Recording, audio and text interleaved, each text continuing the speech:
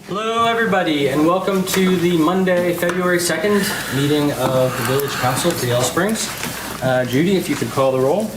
Yes, DeVore Leonard. Here. Shue. Here. Brown. Yes. Samir. Here. Pierce. Here. Also present are Village Manager Johnny Burns, Assistant Village Manager Elise Giardulo, Police Chief Paige Burge, Village Solicitor Amy Blankenship, and Planning and Economic Development Coordinator Erin Arellano. Okay. Next up is announcements. Are there any announcements? I just wanted to share, today I attended a workshop that was held here in Yellow Springs. It was not too much above my head, but it was like counterintelligence, insider threat. We had the FBI here in town today, a retired gentleman from the Pentagon, and I learned a lot. I think maybe, and I'm kind of bringing it up because I think that this is something that's going to happen again. Not on a routine, not like, but at least probably next year, if not sooner. And I think that it might be something that other people in the village,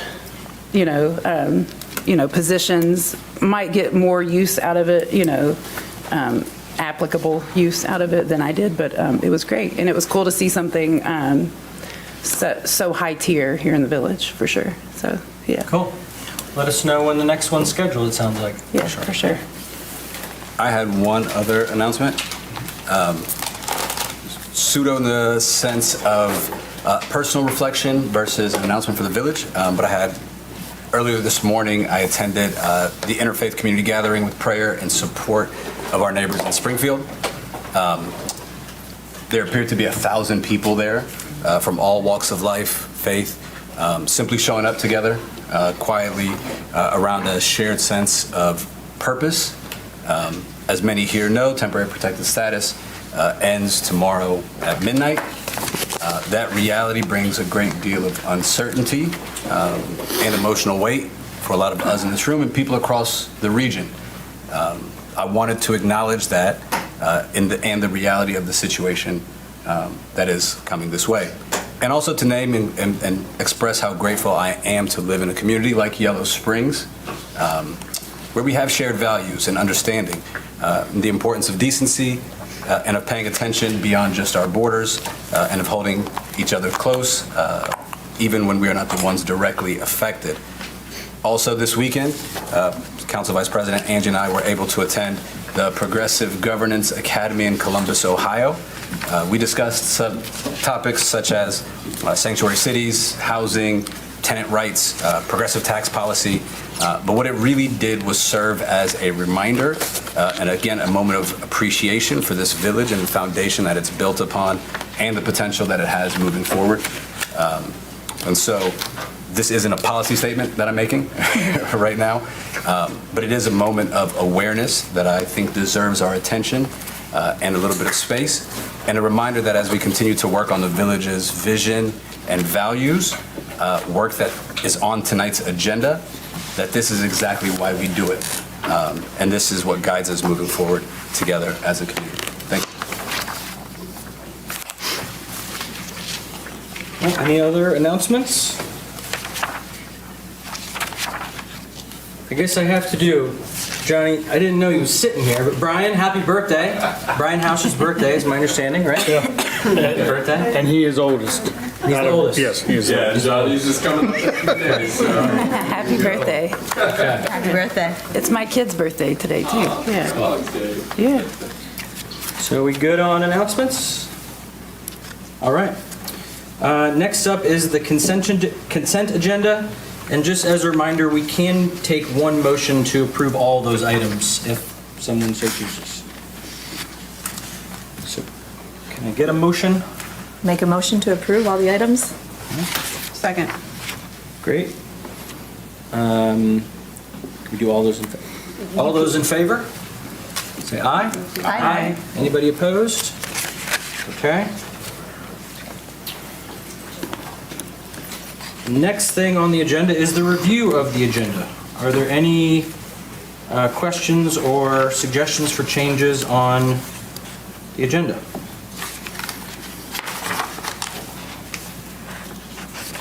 Okay, we're going to keep it moving. Petitions and communications. Angie, if you don't mind telling us which ones came.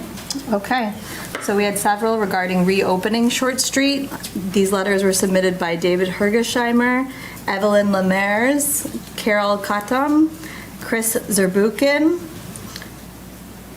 Those were the 4. And then Mitzi Miller wrote regarding Mills Lawn and traffic, Charlene Prestopino regarding Short Street presentation and comments, Dale Hoteling, keep Short Street closed, Barbara Mann regarding applying for AARP grant, Jason Levesque regarding traffic safety on Fairfield, and Relita Chambers regarding comment and suggestions to new council. All right, thank you. So we're on to public hearings and legislation. If I could get a motion to waive the full reading of the emergency legislation, that'd be great. I move to waive the full reading. Thank you. Is there a second? Second. Okay, all those in favor? Aye? Aye. Anybody opposed? Okay. Judy, if you wouldn't mind reading emergency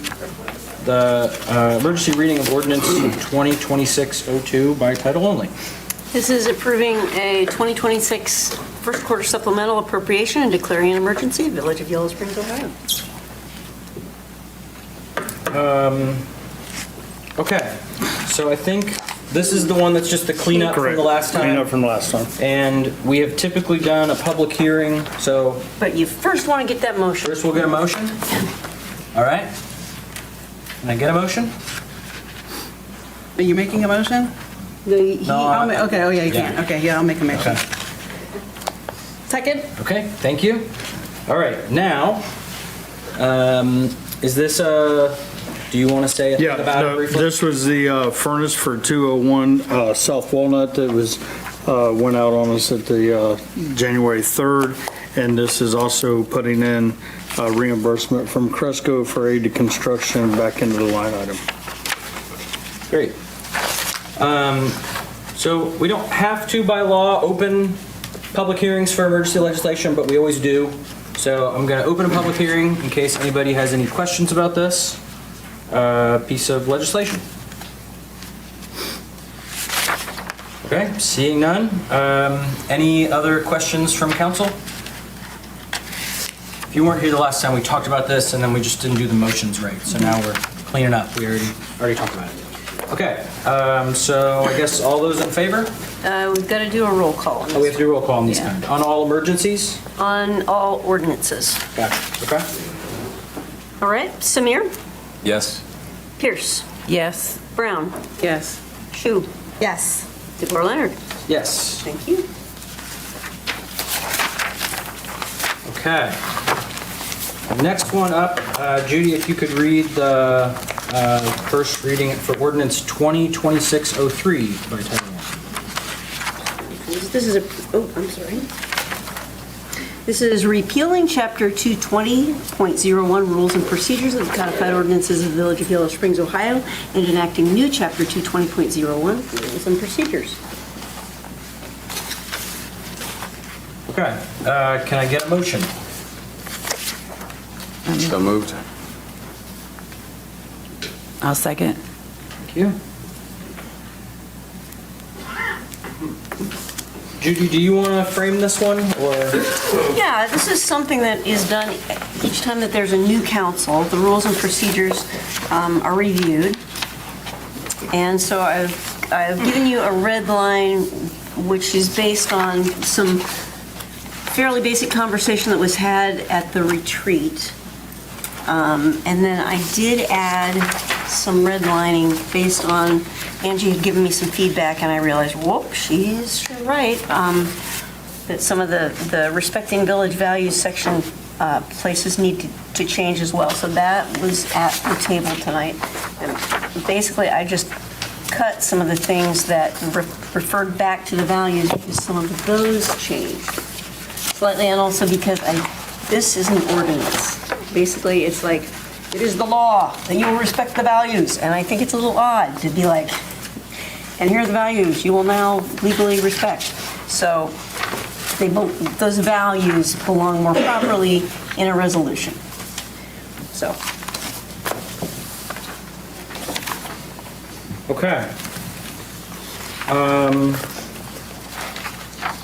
Are there any questions or? So with reading the rules and procedures, especially process for addressing complaints against council members, I read it and it seems a little bit like inside investigations. So a complaint made by a citizen or village employee against any member of council will be conveyed to the clerk of council, okay? The clerk will direct the complaints made against the president of council to the vice president of council and will address all other complaints to the president of council. The public official directed to manage the complaint has the full authority to act at their discretion in a timely fashion. We have some shared HR stuff, and I would like for us to figure out a way that this doesn't seem like like an inside investigation, right? And I think that when we went over this last time, we didn't have as much HR or no HR at all. Judy, was it no HR or, I mean, barely HR is no HR. effectively, no HR, yes. Okay. So I would like for us to take the opportunity to kind of revisit this. I know that this isn't, this is not something we want to, kick down the road, but it needs to be addressed because I think that the language about, full discretion to the public official, the public official directed to manage the complaint has full authority to act at their discretion in a timely fashion, doesn't make me really comfortable. And so I'd like for there to be some kind of neutral party introduced, and I think that would be something that we could work through with shared services. Does that make sense? Possibly, you're not employees, but I can totally check into it, find out what can and can't happen. So Right. I'll do that piece, and if council's comfortable with me sort of roping in HR and whoever else needs to be roped in, and then working with Carmen to come up with some new language, then we can set about doing that so that you can all at least look at the draft ahead of time, and comments can only come back to me, but yeah, we can get that out there. Does that sound okay to everybody? Yeah. Works. Okay, so then that would be this would come back as a first ordinance with that change, or can that happen in the second version? It's whether or not it's substantive. She's shaking that head, back there, I believe we're gonna have a new ordinance. Okay. So, yeah. But still no reason not to also give any other comments you had, because then we can get the next version of it. So are there other things besides that one? If you don't mind doing it this way, Gavin, it might be the most efficient way to just take it from the top, roll through the red lines, and if people object, we can, or have additions, we can just get those discussed and put in or taken out, as it were. Okay. I think I was taking a stab at doing them all at once, but you wanna go through every one of them? Well, I mean, if you take, so page one, there are a fair number. How about by page? That's a good way. Yeah, oh, yeah. Yeah, we can meet in the middle. Page. Okay, on the first page, is there anyone that has any questions about these shifts, mostly related to the values, and then the word changes and making a smaller AC? If I don't hear anything, I'm gonna keep moving. So then the next one, meetings, try to endeavor to end at 8:30, and then the limited topic change. Anybody have any questions about those? Or anything else that's not redlined but that you wanted to flag? Okay. On the next page, and I'll highlight this for community members, one could argue the most substantial change that we discussed at the retreat that's in here is the idea of moving citizen concerns before public hearings.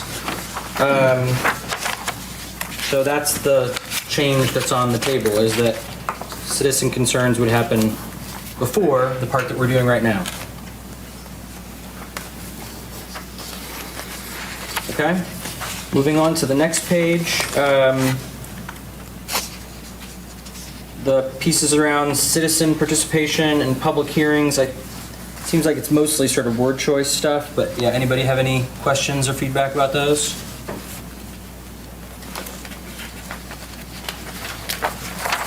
And then the last page is,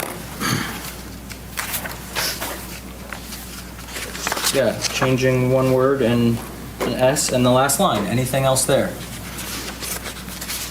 No, this all looks like what we talked about at the work session, other than that, all that extra language you took out at the beginning, right? Or the first page. Yeah. Okay. And we'll do a little review of the retreat later on, but it's on video too. If anybody wants to watch all of the context, you're welcome to. So I think we're good then, and Judy's gonna come back to us and work with Carmen on that HR, the figuring out the right process for issues, and then we'll come back with a new ordinance next time? Yep. Okay, all right. We're gonna keep on moving then. Judy, if you could, read 2026-04. This is adopting the updated 2025 Greene County Natural Hazard Mitigation Plan. Can I get a motion? So moved. Second. All right, Johnny? Yep, so this is, Greene County does this every 5 years. Myself and Brian was the two people that was voluntold, I believe, to do it. And we went through all the meetings, very painful meetings, but we got it all done. Everything that is on the list for flooding and other issues that we have in the village is part of this plan, to where if it's adopted with this plan, then we can apply for funding if problems happen. That's the reason why we need it passed. Cool, thank you. Are there any questions from council? Okay. I have a quick story real quick. So there's like in the mitigation plan, it states seismic activity in Greene County and when. And so I was looking at the seismic activity in Greene County and when. So allegedly there was an earthquake here in I think 1904, but it was the same day that the munitions building exploded. So there was a powder company down here on 68 and Go Station. It's not because of There She Goes. The guy's name was Goes. That's why it's called Go Station. But it was a powder factory. It was a powder factory. And so was it seismic, or did the plant explode again? Several explosions over the course of like 10 years. It was like 6 explosions. So that's what that building is. That abandoned building is a powder company. But it coincided with the date and the time. I was like, wait a minute. You started the big brick building? Stuff was just blowing up. We didn't have no earthquake. It was seismic, though. It was seismic. Yeah. It was seismic. Cool, thank you. Okay, so this one was a resolution, so we can just do all those in favor, say aye. Aye. Anybody opposed? Okay. Judy, if you can read 2026-05. Yes, indeed, by title only, I'm assuming. Yes, please. This is authorizing the village manager to apply for, accept, and enter into Water Pollution Control Loan Fund agreement on behalf of the Village of Yellow Springs for planning, design, and/or construction of water facilities and designating a dedicated repayment source for the loan. Okay, can I get a motion? So moved. Second. All right. This again is following the memo that was in last council's packet. This is asking to allow us to go up to a $100,000 cap versus $59,000 in case we run into issues with the force main that has not been seen for a number of years. Amy Blankenship was on the call with me and an engineering firm. She's also reached out to the EPA and got clarifications on all the unanswered questions that we had. Cool. Are there any questions anybody has? I have a question about, so you're up to $100,000, And just reading, like I read this through a couple of times, but that theoretically you could say we only need 80. Correct. You know, we're not biting off the whole 100 yet. Yeah, just saying that it could go up to that amount. Okay, thank you. I have a question that just occurred to me quite embarrassingly, since I'm the one that, you know, put this in Yellow Springs language, but do we need to say in section 1, after Water Pollution Control Loan Fund of up to $100,000? Because we do not anywhere state a dollar amount. Yes. So then, do we need to get a motion to change that, or is that, That would be a good thing to do. can I just make that? I'm going to make a motion to do what Judy just said. Second, what Judy just said? Excellent. All those in favor of what Judy just said? I am in favor of it. Aye, okay. I wish it worked that way at my house. Don't we all? Okay. Yes. Okay, so then back to questions otherwise. Okay. Yeah, I think my only note is just, I think you got it loud and clear the last time, Yep. is just that obviously we're all conscientious about the budget, and if Correct. every time that there's something, it keeps going up, then we get nervous, and Right. so just you're saying you lose sleep over this one, and I think we all heard you, and so, okay. I guess this one is also, all those in favor, say aye. Aye. Anybody opposed? Okay. All right. Now we've reached citizen concerns. This is another place where, if you're interested in citizen concerns, I'd recommend watching the retreat, because we talked about this some, how to approach it. So we're going to try a couple different things here, and I'm going to sort of read a couple little thoughts that we'll try to get across before citizen concerns. So this is the time for citizen input on anything you'd like to share for consideration. If you are commenting on an item on the agenda with a public hearing, we'll take your comments there. In this case, also note that we're going to do the comments related to Short Street at the Short Street portion of the agenda. So hopefully you saw that on the agenda. We'll take the comments on Short Street after the staff presentation. And then please try not to repeat previous comments. If something has already been shared, you can note your agreement. I'll ask you to move on if a topic has already been covered at length, just for the sake of time. We want to give you the best answer, and it can be hard to communicate on the fly, so don't expect a response here, just fair warning. And then at the end of citizen concerns, if there are clear, simple answers or information we can share, we'll do that, as well as identify any follow-ups needed. So hopefully that's in line with what everyone was expecting, and that makes sense to folks. I'll sort of repeat that before citizen concerns going forward. So now is the time for citizen concerns. So if anybody has anything, go for it.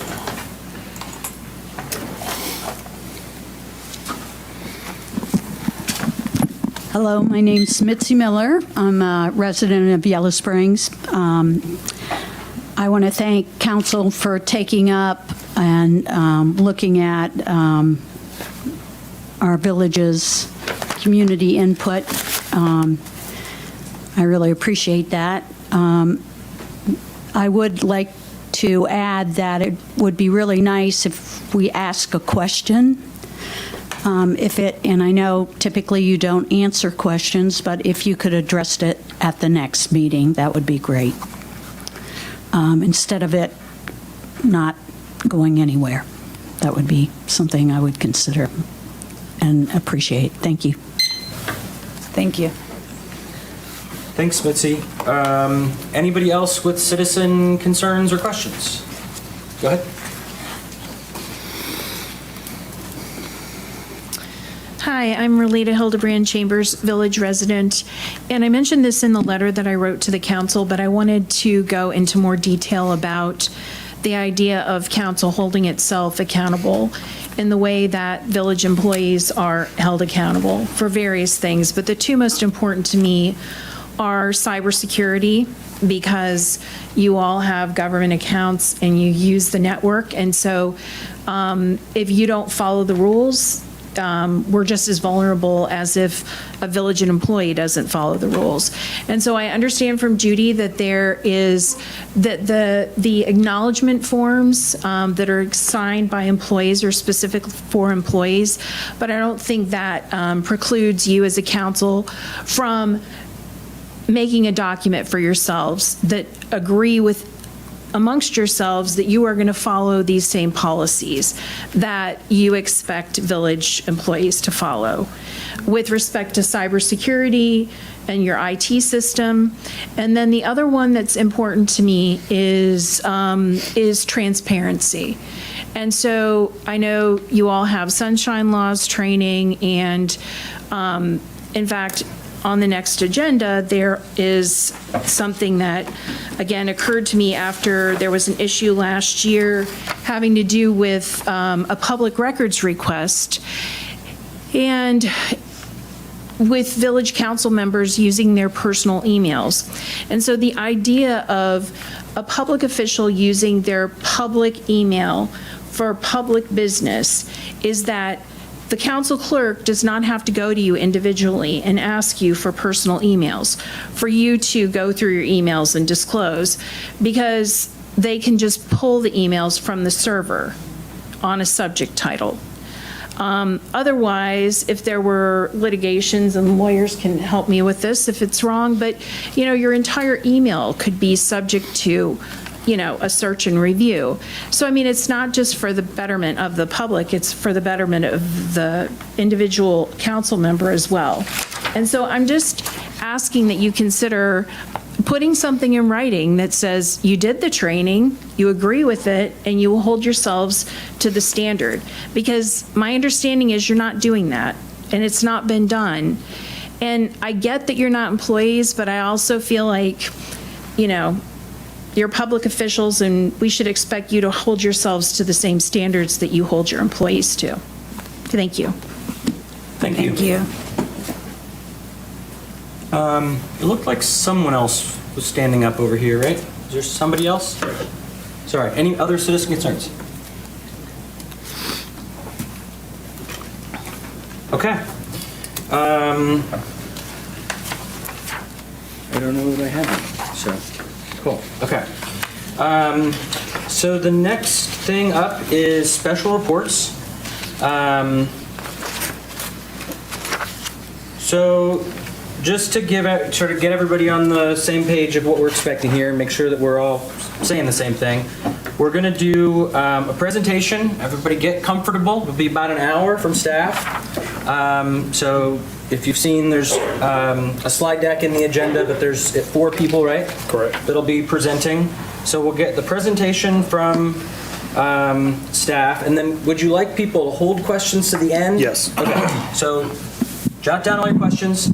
Then after the presentation, then the next thing we'll do is we'll open up to public comment from anybody in the public. We'll still do the 3-minute rule, but same as citizen concerns. And then after citizen comments, then we'll have a council discussion and questions following all of that. Correct. Okay, so that's where we're going. Everybody get comfy. All right. I think, hand it off, right? Okay, hand it off to Elise. Thank Go you, for it. Gavin. Elise is there.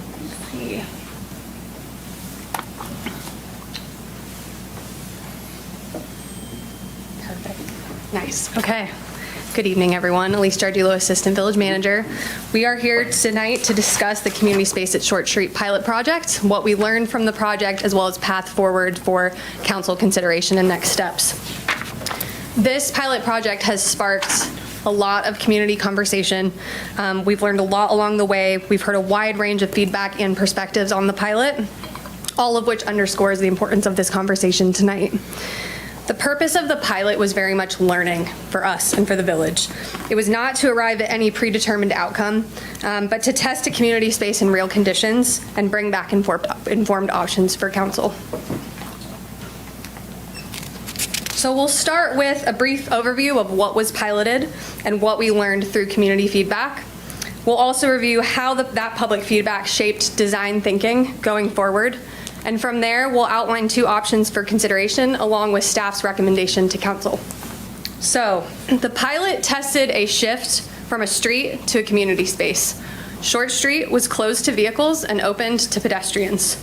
This was an intentionally low-cost pilot because we wanted to see how it worked. And so the vast majority of materials that were purchased for the pilot can be reused elsewhere in the village. Why Short Street? Because it's central and it's visible. It's in the heart of downtown. It's adjacent to businesses and daily foot traffic. Enhancements to Short Street has been discussed for decades, dating back to the 1970s. But ultimately, the pilot was launched in 2025 following feedback from residences and businesses, specifically on the need for bathrooms on the south end of downtown. So the pilot was very much built on conversations and plans that have been happening for the better part of 50 years. And over this time, conversations about Short Street have focused on social interactions and safer streets. And in 2019, the Active Transportation Plan, which was built with community feedback, reaffirmed its potential as a people-focused space. So with that context in mind, let's see how the space was used. Like all of our parks, use was intermittent when there wasn't a dedicated schedule of events, but we saw a lot of engagement in both planned and spontaneous ways. Organized events included Hack Day by Yellow Springs Hacky Sack. We saw a holiday toy swap, the Little Art Marquee, unveiling, which was fantastic, New Year's Eve ball drop, both spring and fall street fairs, Storytune book drop, Trick or Treat or Dance with Lucky Bunny Tattoo, Yellow Springs Film Festival, Twilight Zone screening, Yellow Springs Labor Day Community Party, Battle of the DJs, great turnout for that event, Yellow Springs Community Foundation Summer Music Series, YS Pride Festival. But then there was also just a bunch of spontaneous things that happened.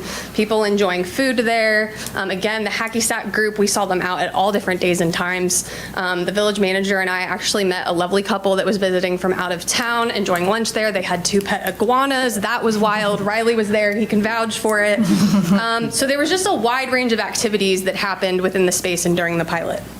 In addition to observing how the space was used, we also collected extensive community feedback through a variety of channels. Village council meetings, we heard residents give input, direct engagement that staff had, conversations at the John Bryan Center. The village also did a business walk where we went out and met with businesses, emails and letters to council and staff. We had phone calls with residents. We did an official village survey. We had nearly 1,000 responses on that. And what I will say about the survey that I think was most insightful is that when we looked at the data, younger generations, Gen Z, millennials, Gen X, those aged 54 and below, see the space as more beneficial and are more supportive of making it a permanent community space. We also had the Keep It Vibrant survey, which was a collaboration between us, the Yellow Springs Chamber of Commerce, YSDC, and the Community Foundation, where we saw 63 responses there. There was also submissions to the Yellow Springs News, and then of course unofficial feedback through various social media groups.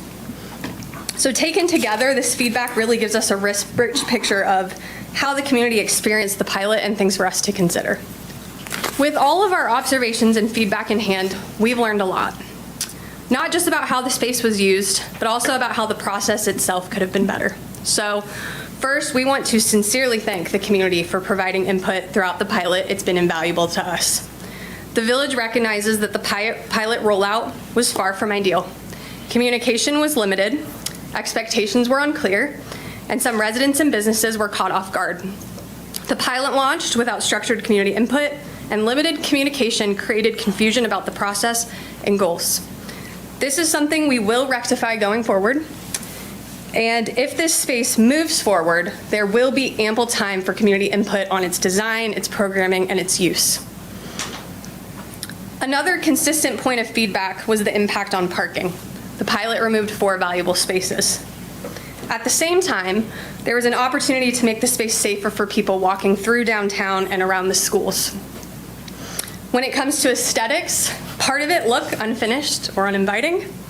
I think we can all agree here tonight that there's a real opportunity to improve the design of the space and make it more purposeful and welcoming. Work more closely with businesses. We could have engaged them earlier on in the process, and if this progresses, we would work closely with them on design input, use, and programming of the space. Some feedback suggested that other locations could also work for a people-focused space. We heard a lot about Beatty Hughes Park mentioned. Again, I'll say Short Street was chosen because it's the heart of downtown, it's central, and it's not off the beaten path. Finally, there's an opportunity to clarify potential business impacts, including effects on operations, parking, and customer access. At the same time, the pilot highlighted several successes that we can build on. It created a visible central place for people to gather in the heart of downtown. Many businesses expressed support that the space could encourage customer traffic downtown. We observed that the pilot made school pickup and drop-off safer by reducing congestion and conflicts with vehicles. It assisted with congestion at the intersection, particularly for vehicles turning onto Short Street. Design improvements could really enhance the space, and there's a clear opportunity for additional parking to help both residents and businesses. The space enabled a variety of local events, both small and large, that brought more people downtown. And finally, it gave artists a visible platform to showcase their work. So based on all of the feedback that we collected, 4 themes really stood out to staff. And these are the 4 areas that we've focused our efforts to help shape next steps. So let's take a closer look at each of them together. Starting with aesthetics and design. Enhancing design elements would help the space feel intentional and provide a better experience overall for everyone. Council requested that staff present 2 options for the space: a seasonal community space and a year-round community space. So let's start with seasonal. A seasonal community space would operate for 6 months, from May through October, when downtown sees the highest activity and the best weather. Staff estimates that the annual setup and removal costs to be roughly $15,000, which covers temporary installation and takedown each year. We suggest replacing the existing concrete barriers with about 20 retractable bollards. This would improve the look, give the space a cleaner, more inviting feel. It's not vastly different from what you see today. And the reason for that is because it's a seasonal space. It has to be a street first. The street needs to be able to return to vehicle use, so we can't include anything permanent like built-in lighting or fixed seating. This keeps the street flexible and temporary. The other approach is a year-round community space where the street would be permanently converted to pedestrian use. To help us explore what a year-round community space could look like, I'd like to introduce Max Chrome. Max is an architect, a member of our Yellow Springs community, and the founder of Chrome Yellow Springs. He's going to walk us through one vision for the space, a starting point for conversation about what's possible and how this could function as a permanent community space. So Max, thank you for being here, and the floor is yours. Hi, can everybody hear me okay? Yep. All right, well, it's a pleasure to be here. I'm Max Chrome. For those of you who don't know me, I grew up in town, and you may be familiar with the remodeled First Baptist Church on Xenia Avenue, which is where I work when I'm in Yellow Springs.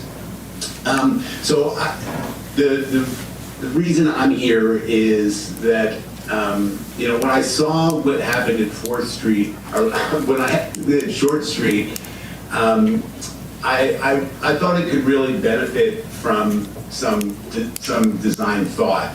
And so I offered to Johnny to put some ideas together just as one approach to how the problem of closing Short Street might be solved. I've done this with the committee that the village put together, but I'm doing this completely as a private citizen, just as my offer to the village. And so I want to be clear that I think this is just one approach, and that in order to move the project forward, there should be a lot of community input to come up with the final design. So having said that, I'm going to launch into it.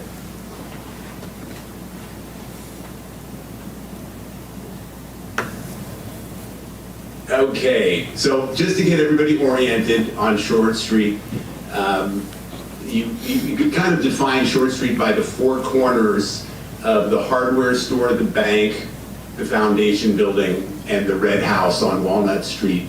And these 4 corners really define the perimeter, and connect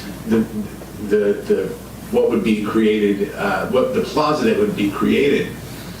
The proposal that I have breaks Short Street up into several different sections. So we're going from the from the satellite view into the computer model now. So all the images you see here are computer generated, but based pretty accurately on what's going on 4th Street. So up at Short Street, rather, sorry. Closest to Virginia Avenue, you will see there's a little area. Can you guys see my cursor moving around by any chance? Yes. Okay. So this area up front is the people watching area. I think this is a pretty important zone to create like a small hangout zone where people can talk to their neighbors coming up and down Xenia. One big change you'll notice is that there's a single crosswalk instead of 2 crosswalks. If you close Short Street, you really don't need both of them. So it just so happens that centering the crosswalk on Short Street, it centers up very nicely on the other side on the little art theater. So my proposal is to put a couple of planters and close off the entry here, and you gain back 2 parking spaces that you've lost here by doing that. And I do think it's important to gain back the other parking spaces. You can see here on Walnut Street, there's a couple more that are added here. So I think that closing Short Street can, losing the parking spaces, which I think is one of the biggest concerns that I heard, I think that can be mitigated just by adding those 4 spaces back, but also the village has shared several other plans for adding parking nearby. So I think the parking concern can be addressed in many ways.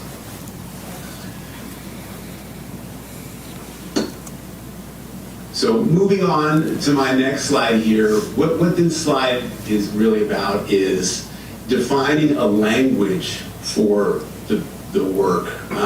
It doesn't, this is just one language that might be adopted, but it's very important that the benches, the planters, the bike racks, trash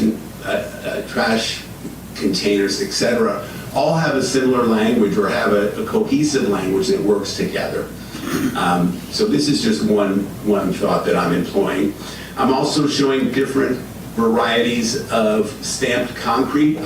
My proposal would be to completely remove the asphalt that goes sidewalk to sidewalk, to fix up the sidewalks, and to pour back a new concrete flat work across the entire thing and stamp it with stamped concrete. I think that would be an economical way to get something very pretty. So here is a perspective view, and you see this is sort of an aerial view from above the marquee. So here are the various zones that are broken up, and here you can see our little guy running across the single crosswalk. The people watching zone here, this middle zone, which I call the dance floor, which is where things like the ball drop might happen or other community events. I think there's a nice opportunity for a water feature in the middle here. This is just one idea of a water feature. There's a lot of different ways to do water features. This is just one thought. The next zone is sort of more seating, so beyond the people watching zone, a place that you could accommodate more people. And then at the very end, there's a greenhouse, just an open shelter that would winterproof the Short Street a little bit and provide some shade from the sun. Also, these various zones are kind of defined by these street trees that go back. So you can see the idea is to leave the sidewalks where they are continue the sidewalk through Xenia Avenue. And so these would need to be fixed up and re-poured, but they would still have the visual appearance of sidewalks and kind of still be treated as sidewalks. But the middle here is infilled with the stamped concrete, and so it would be an even surface all the way across.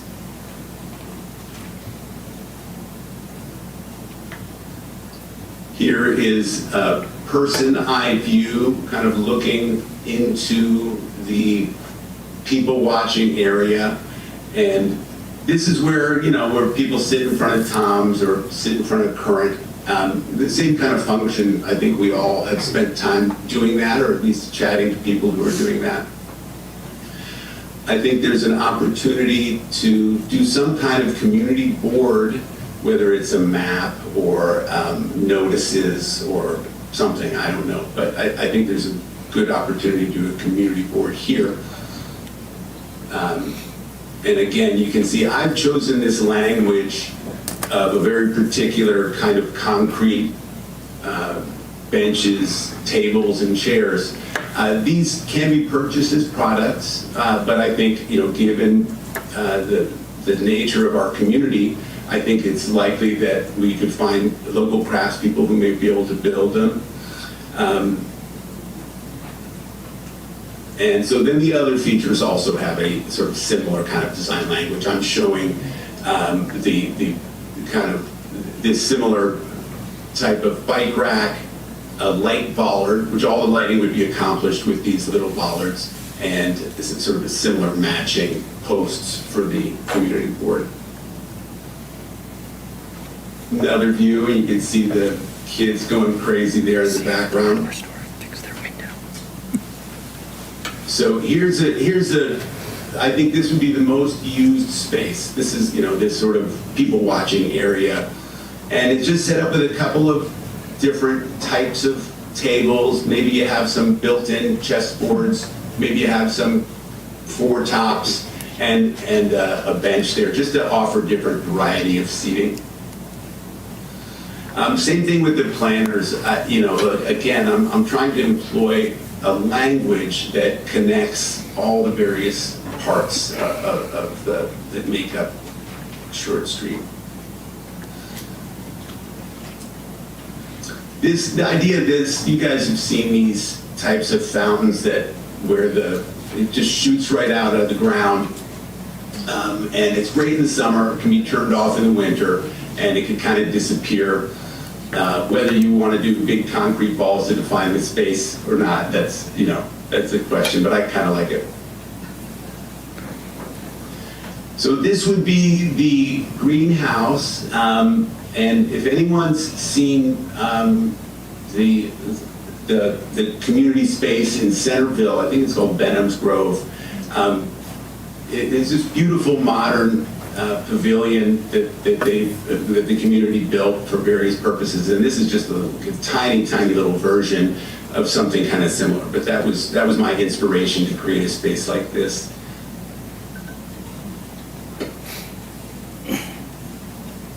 So I wanted to show you the various seasons. That was the summer, and so this is what it might look like in the fall. I was thinking this would be around the time of the film festival. And I really enjoyed when they projected the movie onto the hardware store. I thought that was really cool. And I think this would be a really wonderful space for that.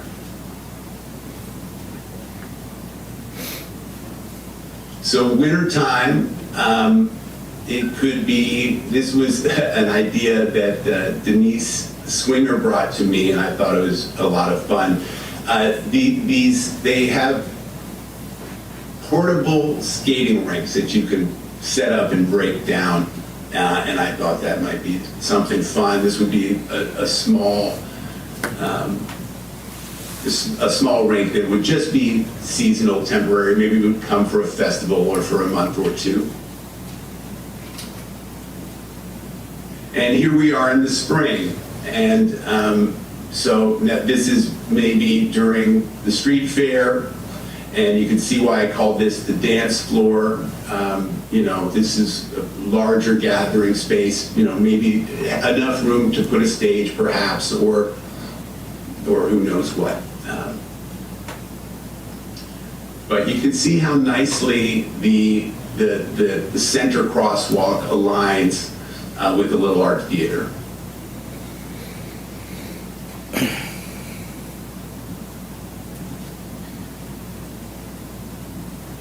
And that's my last slide that shows that shows the proposal of my proposal for a permanent closure of Short Street. I also put together another proposal of something that would be temporary, that might serve while funds were being raised, et cetera, and while the public hearings and the public feedback were happening on exactly what the design might be. So before I move on to that, I did want to make one other point about for the merchants. I want to let the merchants know that I think that this closure would be extremely good for them. One thing that I've learned in doing almost 40 years of retail architecture is that retailers really want people to come to their town or to their mall or to wherever they are and stay. That's your best way to attract new customers, to keep customers. You want them to come and stay for as long as possible. And I think a welcoming park-like environment would do that. I think people would come to town for it, and I think people would stay in town for it. So at least, shall I continue on with the temporary one? Yes, please. Okay, all right.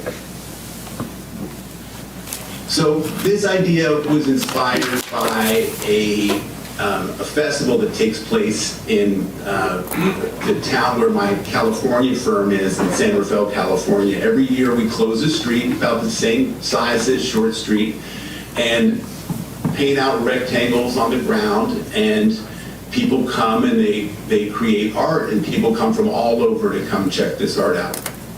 But I thought, you know, why not do it with permanent or at least semi-permanent paint, enough to last a year or two or however long it's going to take to get a project designed, funded, etc. So here's a floor plan. And so this is Short Street just exactly the way it is now with the crosswalks. But up here in the front, it's closed off by some planters, closed off on Walnut Street with some planters. And the idea would be to paint the whole street with a slurry like you do sometimes when you rejuvenate a street. You just kind of paint it with this black material that protects the asphalt, and that would create a base. And then you paint a cross pattern. Each one of these boxes is about 11 feet by 11 feet. And so the idea was just to create a pattern. Different artists could come in and paint a square, or maybe businesses could sponsor a square, or however that might happen, I don't know. The idea was to create some shade instead of the tent that we have now, to provide a couple of shade sails that would connect to existing infrastructure. So here's a street lamp, power pole, power pole, power pole. So these sails could connect, and so there wouldn't be, there wouldn't be a need for the posts that we have out there now. And I thought the festival lights could kind of go in this abstract pattern that just follow the sails, like you would put the festival lights just along each of these triangles. So these are 6 sides of festival lights, and so I would rearrange it like that.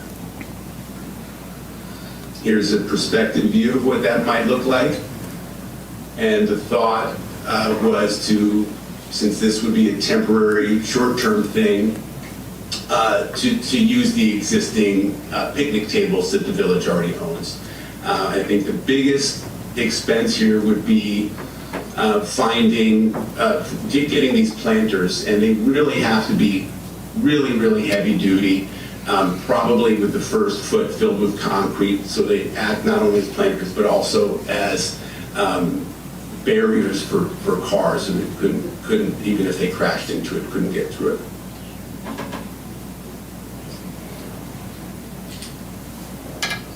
Here's another from our from the people watching area.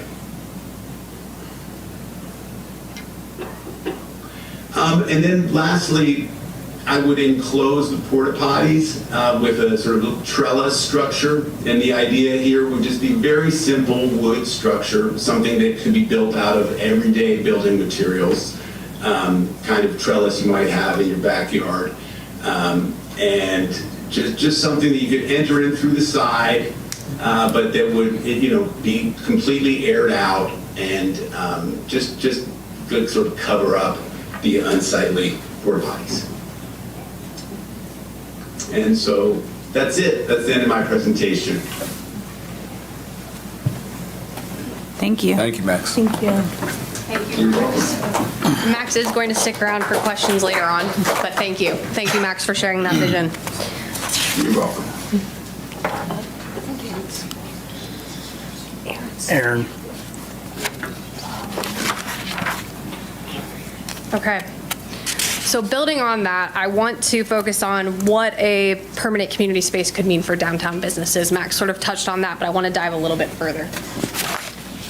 So to get a better sense of these opportunities, village leadership met directly with surrounding property owners and tenants on Short Street. And overall, the feedback was largely supportive of creating a vibrant, community-focused downtown space. We also worked very closely with the Yellow Springs Chamber of Commerce throughout the pilot to gather stakeholder input and better understand business perspectives. The Chamber outreach and survey responses complemented our engagement and helped shape the planning process. From our conversations with businesses and surveys, a few clear themes emerged. The space is unattractive and could use improvement. The process and communication were inadequate, and the village acknowledges these shortcomings and understands the confusion that they created. At the same time, most businesses do support some form of street closure, whether that be seasonal or year-round, and the overall concept of a community space downtown is broadly supported. That said, there's a need for more clarity around the space's identity, programming, and potential uses so that businesses can really understand how it will function moving forward. Businesses also recognize the central location as an economic opportunity, but access and parking continue to be top priorities. To help ground this conversation, we also looked at research on pedestrian-focused downtown spaces and how they tend to function elsewhere. Consistently, the research shows that prioritizing people over cars can support both community life and local businesses. Pedestrian-focused streets tend to attract more foot traffic, which brings more visitors downtown and encourages people to spend more time in the area. When people linger, they're more likely to shop, dine, and engage with nearby businesses. So these environments tend to improve the overall feel of a district, which can support reinvestment and long-term property value. In fact, studies show that walkable streets can increase shop entries and local spending by up to as much as 40%. This research doesn't dictate what Yellow Springs should do, but it provides some helpful context as we consider what's possible. There are countless examples of communities that have converted streets into dedicated community spaces, and we've highlighted just two here for context. In Rosendale Village, outside of Boston, a street was converted into Birch Street Plaza. Key learning here is that thoughtful programming, thoughtful design with active programming helps support both community gatherings and nearby businesses. In Burlington, Vermont, Church Street Marketplace was created as a permanent pedestrian space, and a commission was actually established to help program that space. I think with COVID-19, there was quite an uptick in the creation of streets to spaces, right? Businesses pushed their seating out onto streets to help with social distancing, and so the success of that was later, explored in different areas with the year-round space. These communities differ from Yellow Springs in size and setting, but they offer useful perspectives on how design, programming, and long-term management can shape the success of a downtown public space. I think one of the key takeaways from the pilot is that design alone doesn't make a community space work, programming does. Village support and strong community partnerships are ultimately what bring this space to life. Village Parks and Rec has and would continue to play a role in managing event permitting. And at the same time, community partners, including the Chamber, local nonprofits, the Community Foundation, and individual community members help activate the space through events, programming, and everyday use. This kind of collaboration allows the village to support the space without needing to program everything itself, and it helps ensure that the space reflects our community. Programming and partnerships are what bring a space to life, but a community space doesn't exist in isolation. How people get to the space, where they park, and how they access businesses is equally important. That's why our next focus is on parking and community access. Parking has long been a challenge in downtown Yellow Springs. It's been discussed since I was a kid growing up here, and the pilot really brought that back into focus. This renewed a conversation that's been ongoing for years. During the pilot, we temporarily removed 4 on-street spaces, which highlighted how limited parking, and especially accessible parking, affects residents and businesses. So looking ahead, the next slides that you're about to see show conceptual solutions for parking. The exact locations and number of spaces, including accessible spots, will be refined through design and engineering work. But first, I want to quickly review how the pilot changed parking on and around Short Street. Overall, there was a net loss of 4 spaces, going from 13 to 9. On the positive side, accessible parking increased by 1 space from 1 to 2, and we added bicycle parking at the front of the street as well. And now I'm going to hand things over to the village manager, who's going to walk us through some suggested parking improvements, starting with South Walnut Street. So South Walnut Street, we have looked at a redesign of South Walnut Street. This is without widening or anything. This is using the current measurements and angle parking and redoing some crosswalks. And then we have had conversations with the church about putting in 4 handicap spots on their property as well. It would be a partnership. They would let us do it. They could use it on Sunday because that also helps them for their church access for the handicap as well, the people with mobility issues. So I've had conversations with Dr. Holden and Megan. This would not even be thought about until the school's construction and all that's done, but this is simply just a redesign by paint on the current street location and retraining traffic. It's still going to be making two-way traffic. It's just going to be angle parking on one side, parallel on the other side. I actually drive a Suburban, so I have actually been out there. We've already tested it. I have probably one of the largest vehicles, and it will actually work with the sidewalk where it's at. Then you want to go back a couple more slides, or 2 slides, yes. These were the parking plans that was put in taken out of the comprehensive land use plan, but the Catholic Church has also asked us if we could do something with they're having an issue with not having accessibility down there because of it being gravel. This again is not cutting into any of the Mills Lawn property. This is just being able to asphalt and restripe the area that is basically blacktop grounds right now. So we would be able to get 71 spots on Phillips and Elm with 8 accessible spots. Then Beatty Hughes, that way we could have some more parking closer to the downtown, but also by Beatty Hughes. If the chiropractor lot's full, they could have something there. If people want to just walk downtown and there's no open spots in the subway lot and Keith's Alley, they could park right there. That is additional 8 to 10 spots with 2 handicap or 2 ADA spots right there. Then Corey Street, I'm not saying that there has to be 13. We could start off with 1, 2, 3. But if you come to the Bryant Center in the spring, you will find a lot of people that trailer or bring their bikes in by vehicles and then they jump on the bike path. This would allow them to just pull up by the bike path, unload, go ride their bike, come back, load their bikes up, and free up the lots. Or if they just wanted to go for a walk, they could literally park right there beside the Corey Street. If they're visiting the women's garden, there'd be some parking spots versus pulling down in the grass. This would be just like 3 spots at a time. And we would make sure that we put it where the trees are not, so we don't have that problem with damaging the trees.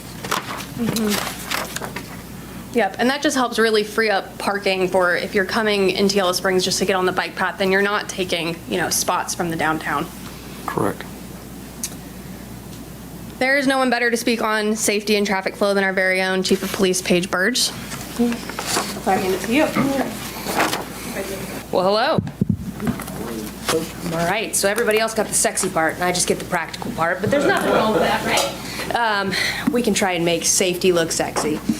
So we've discussed it before, and we'll say it again. I think the theme of safety and vehicle and pedestrian safety as it pertains to this project is this project has reduced traffic conflicts.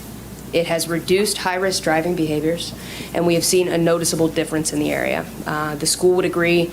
You'll see on a later slide that we had traffic engineers who also agreed. So prior to the pilot, we were seeing frequent vehicular cut-through in the area. So Short Street was used as a cut-through from 68 and off of Walnut Street. Turning onto South Walnut Street created conflict points with pedestrians and cyclists. And these were commonly raised concerns, including school drop-off periods, improper passing and speeding. All of these things were things we were seeing.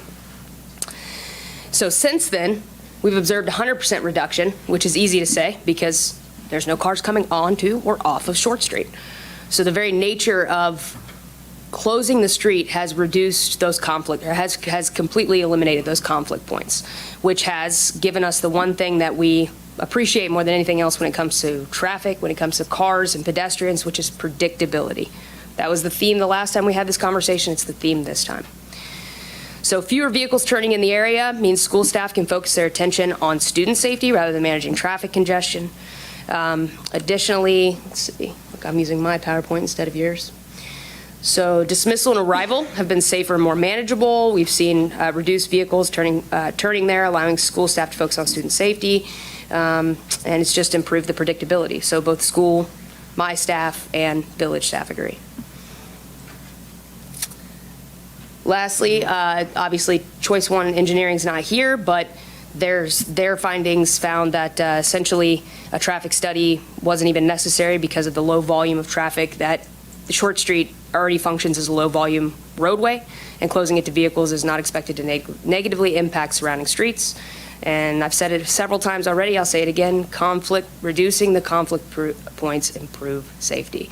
We aren't seeing those risky driving behaviors. Vehicles are not trying to cut into oncoming traffic to dip onto Short Street and vice versa. So the more predictability, the easier it is for our student crossing guards, for our law enforcement officers, and for our school staff. So summary is documented, the primary takeaway is that it's been documented that there's an increase in pedestrian safety, and it's reduced congestion in the area and just helped overall improve the flow of traffic, arrival and dismissal. All right. It's about as sexy as I can make it, folks. Thank you, Chief Burge. Okay, that brings us to staff's recommendation to council for the space going forward. So staff recommends pursuing a year-round pedestrian-centered community space on Short Street shaped by community input. First, as Chief Burge just discussed, it enhances safety from both the police side and engineering staff, as well as support from the school, indicate that improved pedestrian and vehicle safety did occur with the pilot. Second, a consistent people-focused space encourages foot traffic and longer visits, which will support downtown businesses. It creates a cultural and social hub. And then finally, it maximizes design and value. So year-round use enables more features, thoughtful design, and long-term cost efficiency than a seasonal space would. So with that recommendation in mind, let's quickly discuss how we would advance a year-round space. So as Max showed us, right, there are interim enhancements that we can implement right away to improve the space as we build. Wind sails for shade, covering the bathrooms, a street mural to activate the space, landscaping and planters.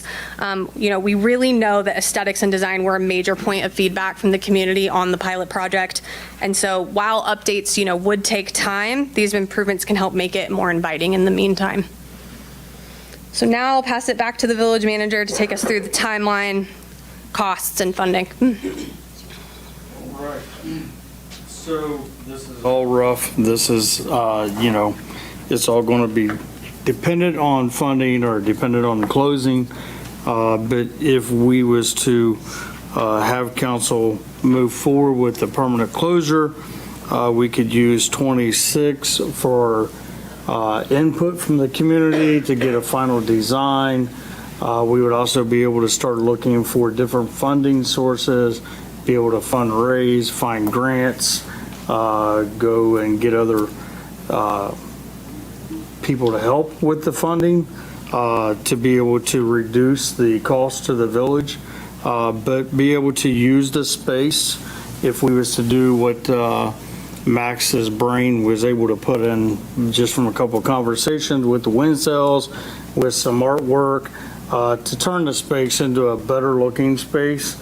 In the meantime, while we're looking for all the community and the business inputs and looking for funding and all the things to make it happen. As far as the infrastructure goes, there is only one water main underneath of Short Street. It has a shutoff valve on Walnut Street. It has a shutoff valve on Xenia Avenue.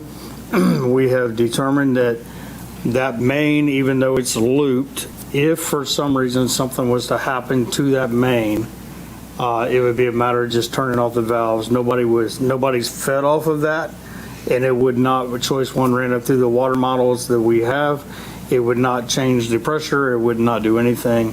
We would just be able to isolate that. What we wouldn't want to do is do a bunch of work to the space if that's what we're going to do, and then all of a sudden 6 months, 7 months, a year down the road, we're jackhammering the middle of the space open again.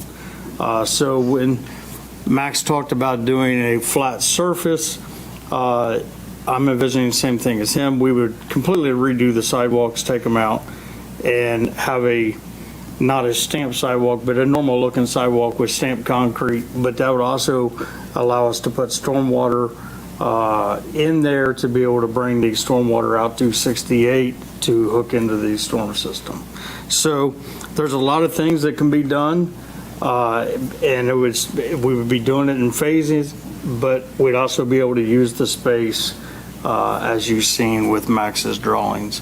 And if we was to get the funding, we was to get everything in place, we think we could be totally done by 29. Now, everybody's like, oh my God, 29 is a long way away. Well, I can remember saying that in 2019 when we did the multimodal path grant, and 24 was right around the corner and they got done in 23.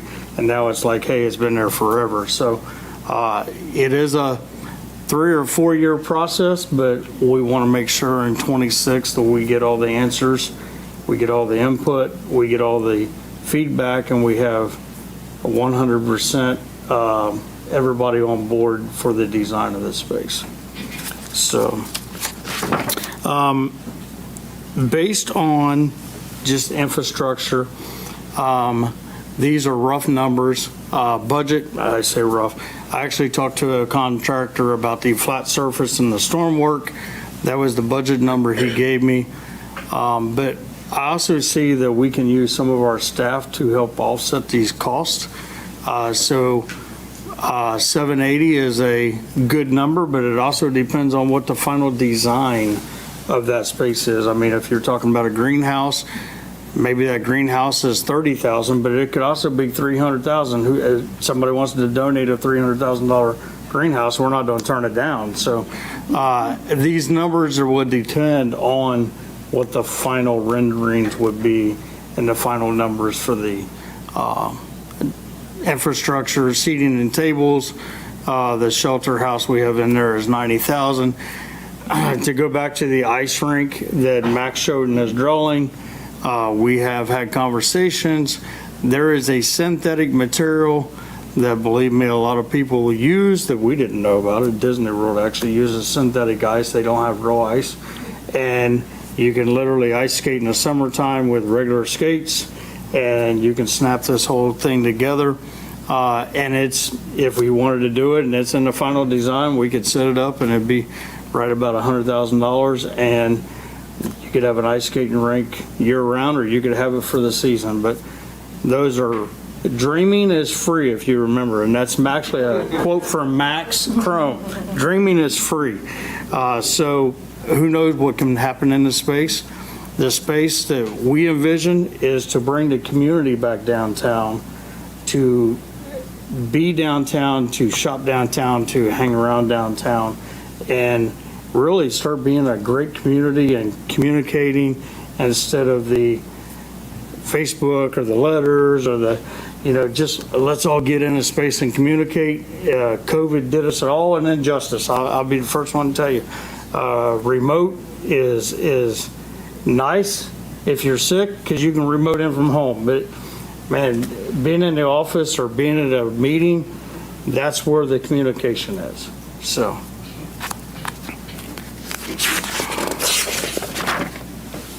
I want to comment on the bathrooms. The bathrooms, Mitzi actually sent me a picture of one where she went fishing on the bathroom and the cover of the Porta-Johns.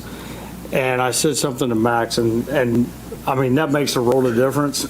But, our goal would be to put permanent bathrooms in there, but we got to, we've already applied for one grant. We got turned down because it wasn't a permanent space.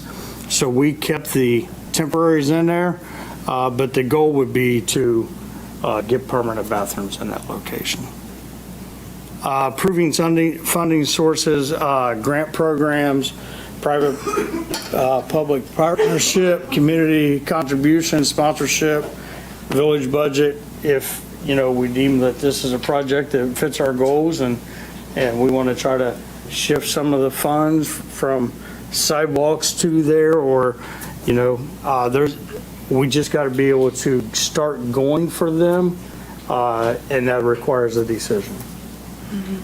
We've had a number of, and the images there really speak to the successful public-private partnerships that we've seen in the village, right? The dog park, the bike path, the train station, Wheeling Gaunt statue. There are others, the skate park that is in our backyard. So we've seen that come to life, and I think it could work again. So with that, the staff presentation is done. Happy to take any initial questions that council may have, or we can shift to citizen concerns. Yeah, I think we had talked about doing citizen concerns first. next, right? Yes. So, Yep. we'll shift to citizen concerns. So yeah, if folks can try to stay at 3 minutes, and yeah, we'll take any questions or discussion. Great. Hi, Relita Hildebrand, village resident. First of all, I just want to say, Max, your designs are incredible and inspiring, and definitely create wonderful visions of the possibilities. I wanted to say that I really loved the slides on the parking places. I don't think that they're necessarily need to be tied to Short Street, though. I mean, I think that would be an interesting discussion in and of itself, the cost of doing that and the return on investment for each one of those would be interesting to see outside of this discussion. And I don't know why we would wait on it, frankly, because it is an issue that everyone is dealing with. And so I think that would be interesting to just have on its own. Obviously, the cost is my biggest concern of this project. I also think that for those who are going to talk about using TOMS as a cut-through, that we're the problem. And so, I think everybody's been so conditioned to use Short Street to cut through, to get back and not go all the way up or all the way down on 68, that we need to just discipline ourselves. And if we're going to keep this closed, then that just needs to be a commitment to our community, not to use Tom's as a cut through. And that's all I have. Thank you.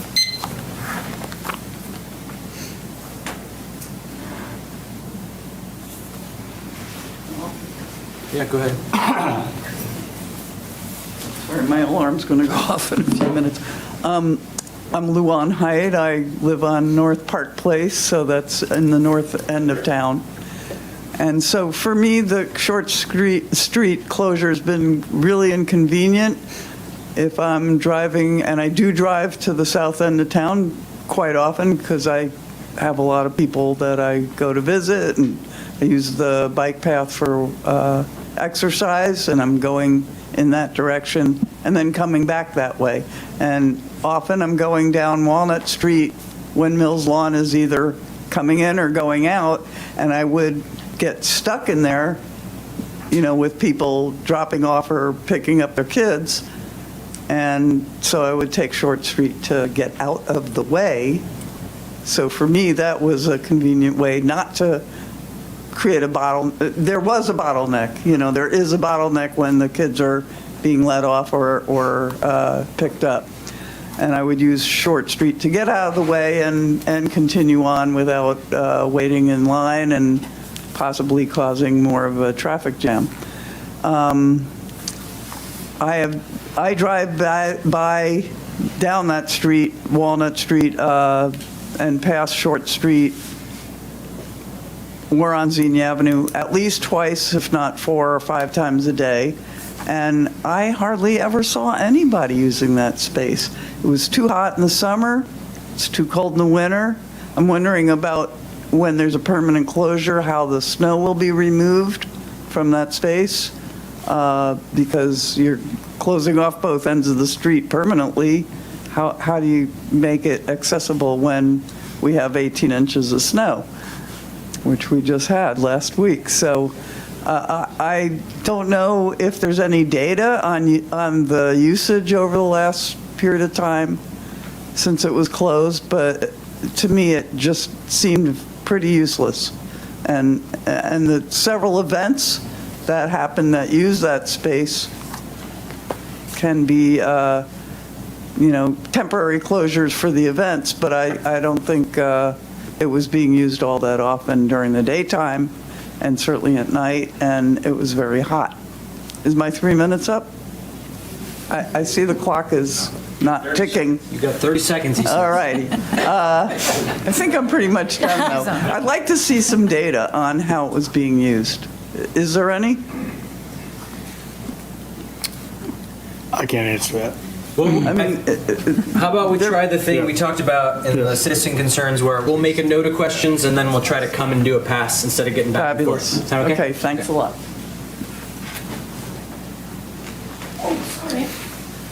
Laura Curlis, Village resident. I just want to follow up on her because I have the same experience, except I live on the south side and it's a frequent, useful cut through. I'm also a business owner, and I've expressed this in surveys, but I've calculated, because I'm a frequent user of US Bank, I'm there 3 or 4 times a day, and then in the post office. Anyway, I'm using a lot more gas, a lot more time, because I can't cut through to get back. And for my business, time is money. So I figure it's costing me about $2,000 a year. Now, that's not a big deal to anybody else but me, but I've calculated it on a chart, and that's what it costs my business not to have that available. I also am a frequent user of US Bank, and I worry a little bit about their business. It has caused me already to move one of my accounts to WesBanco, and if this continues, I'll probably move all my business to WesBanco now. Good for WesBanco, but maybe not so good for US Bank. Lastly, I just wanted to say, as a former village administrator, what is the #1 most preventable type of accident in a vehicle? Johnny, do you know? Pedestrian. Backing accidents. backing up a vehicle. And not everybody, including me, I have a vehicle that doesn't have backing cameras, and have been a victim of an angled-in parking backing accident where I tried my best to honk my horn and like, stop backing into me, and they backed into me. And I really think you should look at some of the studies about angled-in parking and backing accidents. Some communities try to force people to back their vehicles into that angled parking for that reason. A lot of people don't like that either. So I'm just saying, look a lot harder at that. And finally, if you drive around Elm, Phillips today, any day of the week, when it's busy, when it's a Friday afternoon in Yellow Springs and it's 70 degrees, how many people are actually parking on Phillips? How many people are actually parking on Elm? Not that many, if there's not an event. So adding angled parking even on those streets, if they're not using it now, why? I do agree with the Catholic Church they could benefit from taking that gravel and maybe curb it and pave it. But thank you very much. I appreciate your time and attention. Thank you. Hi, Valerie Koshlev. I just want to say I think that presentation was absolutely brilliant, and this is imperative that Yellow Springs move forward with a permanent park right there.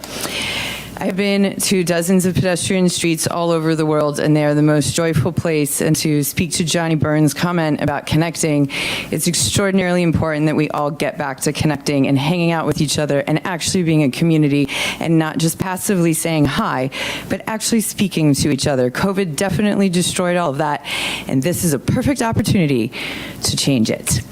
I would also like to say we have an opportunity to live up to our environmental values of this village and use fully sustainable materials. We could even create a permeable floor, a permeable concrete, right? There are a lot of materials that are available. I have a background in sustainability. It goes on and on. And in the meantime, if you do keep it closed, I definitely would like to see it look a lot prettier right now. It's a place that is so unappealing for me. I never go there unless I have a crowd of people who are gathering for a reason. Unfortunately, those brick barriers don't appeal to women. They make it look like it's a construction zone where we're going to get harassed. And on top of it, the trash cans should look prettier still. We want them to not look like trash cans. And lastly, I would like to propose something that you will probably chuckle at, but I am actually quite serious. I've been thinking about this for months. The village's name is Yellow Springs. And that road, Short Street, created such a point of contention between everybody in this town. I was sick of hearing about it. I would like us to not call it Short Street going forward. Instead, I propose we do what Columbine did, which was because the building was such an attraction to tourists, they had 2,000 people every day coming and gawking. The only solution was to tear it down. So they did. So I say we get rid of Short Street's name, doesn't have to be immediate, but just for the long term, and we name it something beautiful, like the Yellow Springs Brick Road, a place of hope and dreams and creativity. Did I just quote Max Chrome as well? Yep. Dreams are free, right? Anything is possible. So let's have a lot of fun with this, and let's make it golden. Let's make it yellow, so it's really beautiful for all of us to see after we do Max's art project as well on the ground. Thank you. Thank you.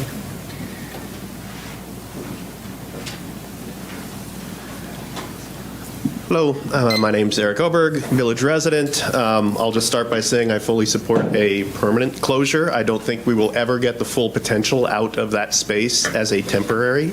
You can't make a street pretty. You can't make a street a place that people want to hang out. So if it's temporary, it will never live up to its full potential. I've been here almost 11 years. My kids are no longer at Mills Lawn. The chaos of pickup and drop off at Mills Lawn has long preceded when we moved here, and it's still here. If we reopen Short Street, and that, as long as I've been here, all we've said is it is a matter of when, not if, there's a serious accident with a student, and hopefully it's just an accident and not something worse. We reopen Short Street and that happens. Based on the feedback that it is much safer with Short Street closed, I wouldn't want to be accountable for that decision. We have a chance to make it safer for our kids. I'm not sure if there's anything more important for a village to do. So I'll say that. I would also, actually, I agree with Laura. There's, on even the busiest of days, if I happen to be driving instead of riding a bike into town, I've never not been able to park somewhere along Phillips and Elm, which also makes me wonder, do we really have such a parking problem if there's always a place to park? So I'll just end with that.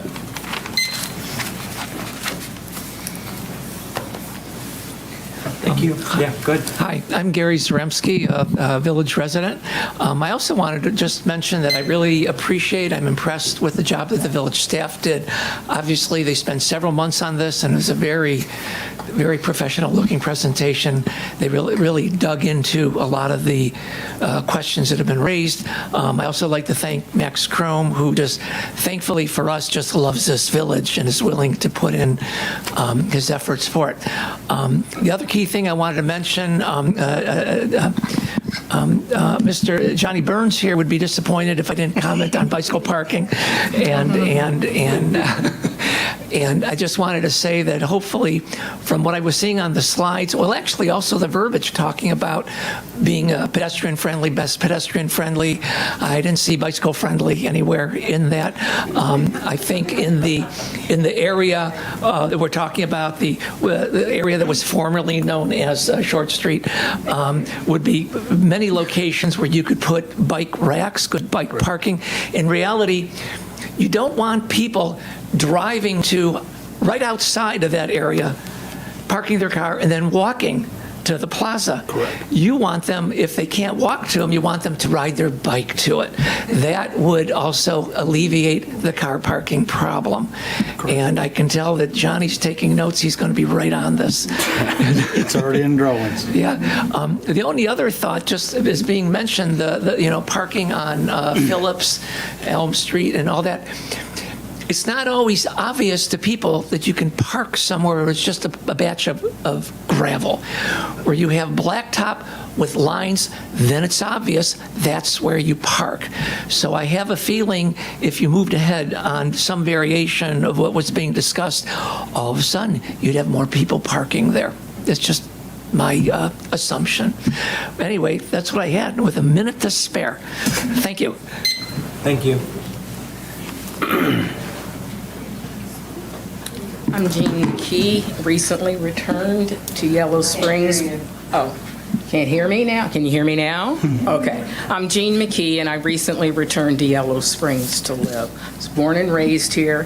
Family's been here since 1862. I say that only so you'll know. But anyway, my comments, I have 4 comments. One is the presentation made by staff was impressive. However, my background is business, and part of what I saw was the 2 examples of Massachusetts and Vermont were for communities 10 times the size of Yellow Springs, and in each example, there were existing businesses facing those streets. There are no businesses facing Short Street to bring people in, to attract pedestrians, so we don't have traffic on Short Street now, or people that are visiting other businesses, especially with the hardware store gone.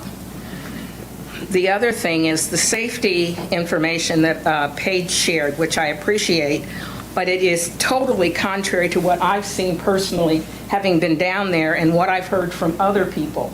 So I'm curious to know, what are the specifics that you've seen where there's been a reduction of the potential for hazards? Because what I've heard, it hasn't changed that much, and what I've seen, I haven't seen that. And I'd love to know if there are specifics on safety where your officers or others have shared and seen directly where there were near misses or other comments. And the other suggestion is, I think the school system needs to build a robust school crossing guard program, like most communities have. So that. And then the other thing is, I've heard 2 other things. Short Street is not a cut through, it's a street. People may use it to go from one street to another, but that's no different than using Corey Street to go from Xenia Avenue to Dayton Street. So minimizing the importance of that street for this community, I think, is short-sighted on Short Street. And then as a senior, okay, we don't have robust parking. I'm not a bicycler. I know there are a lot of people, and I did when I was younger, but I cannot bicycle now. I have bad knees, and that's not a choice. And I looked at where the parking, you're talking about putting handicap parking, and it's not accessible for people that would need it. It's further away, which means if I'm on a walker or I'm on a wheelchair or I need assistance, you're not making it easier for me. You need to get input from the people that need accessible parking and accessible. And as far as Max's design is beautiful, but I saw no handicapped accessibility in it. Thank you very much. Thank you. Wow.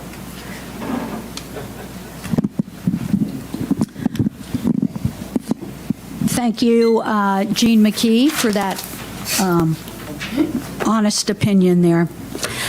First of all, I'd just like to thank our community and our village government.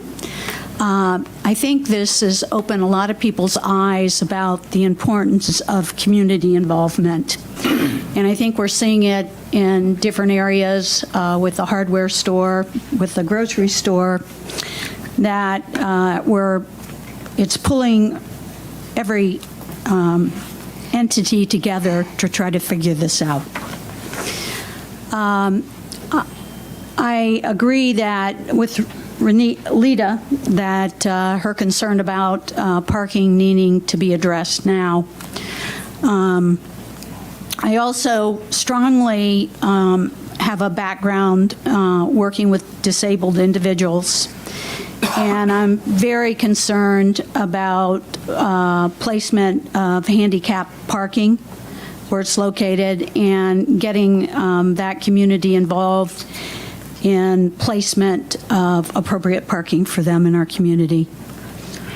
I will also say that I took the time to assess the school safety concerns, and I wrote a letter with my observation, and I'm hoping to work with the village and the school district on appropriate signage currently around our streets and our schools. I saw a lot of concerns for safety and potential accidents to occur in that observation. And if you haven't seen it, I'd recommend people going to the village packet and taking a look at it. I strongly feel if it will be the position of council not to keep it closed, that there are things that can be done now temporarily until the school is closed. I mean, the school is fully completed with their construction. That can be done. And the consideration of on Short Street, a right turn only option. I am not against the closure, but I'm also very concerned about current safety issues around our schools that can temporarily be addressed now before the school's completed. Thank you. Thanks.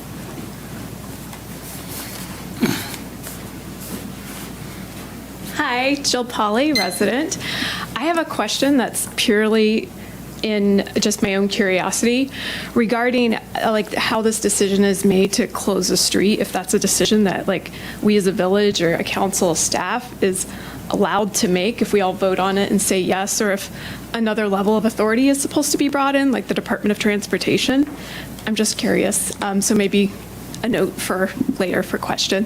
One other thought is just regarding how it changes traffic patterns. I know we've pointed out how it helps with school safety, but I'm also wondering about the hairpin turn that you have to do, right, to come around the corner. help me out, what's the street? Xenia to Walnut or? Yes, thank you. So yeah, Xenia at the light, and then you have to do like the hairpin turn. I'm just wondering if that should be like reimagined, if there's an increase of traffic that comes as a result of Short Street permanent closure. That's all. Thank you. Can you repeat that first question? Actually, I missed the first part of your statement. The first question? Yeah. Oh, just, so like the decision to close a street, is that something that like at a village level, there's the authority to do versus does like Department of Transportation need to weigh in on that? Thank you. Thank you.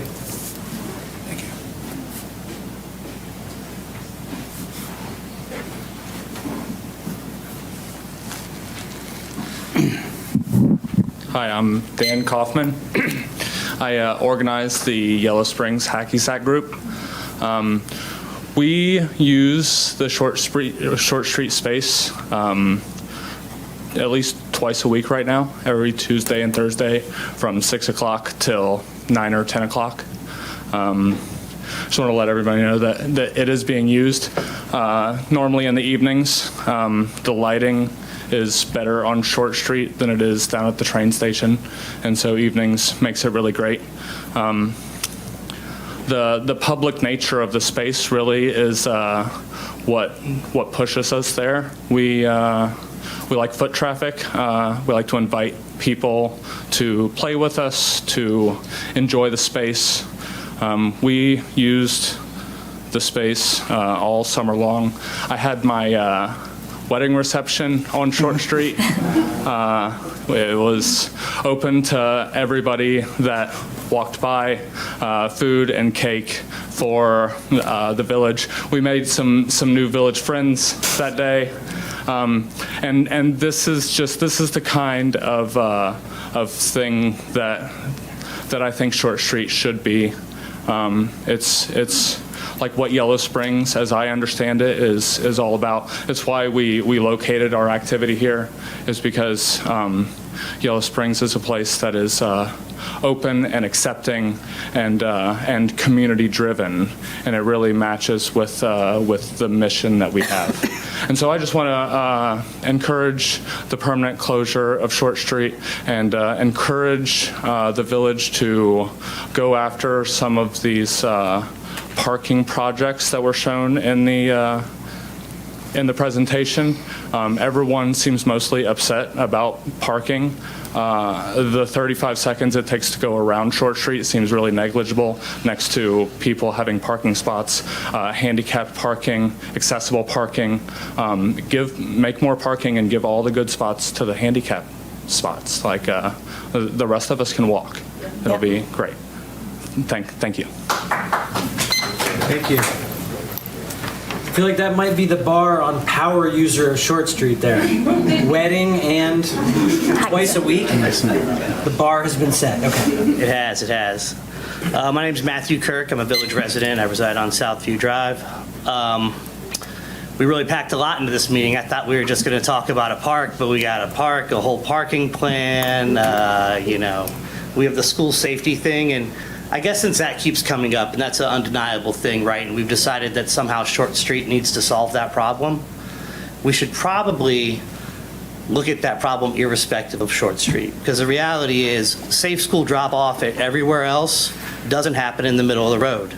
Certainly doesn't happen in two directions on both sides of the street, right? And if we can afford on Walnut to make all these additional parking spaces, maybe we could afford an actual drop-off lane, where you could have multiple cars pull off, drop the kids off safely, and then continue on. Don't do drop-off on both sides of the road.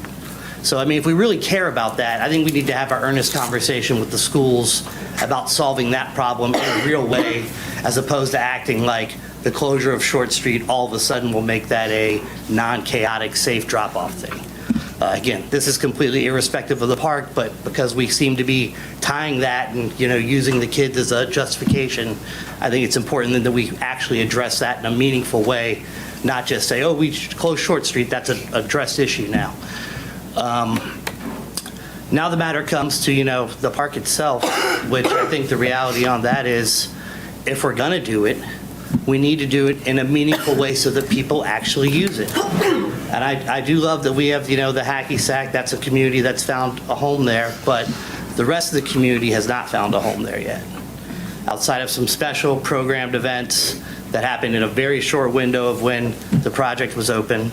So other people have brought up and alluded to the fact that for a big part of the prime peak period of this park is going to exist, it is hot. It's going to be hot. You're going to have thunderstorms. You're going to have any number of things.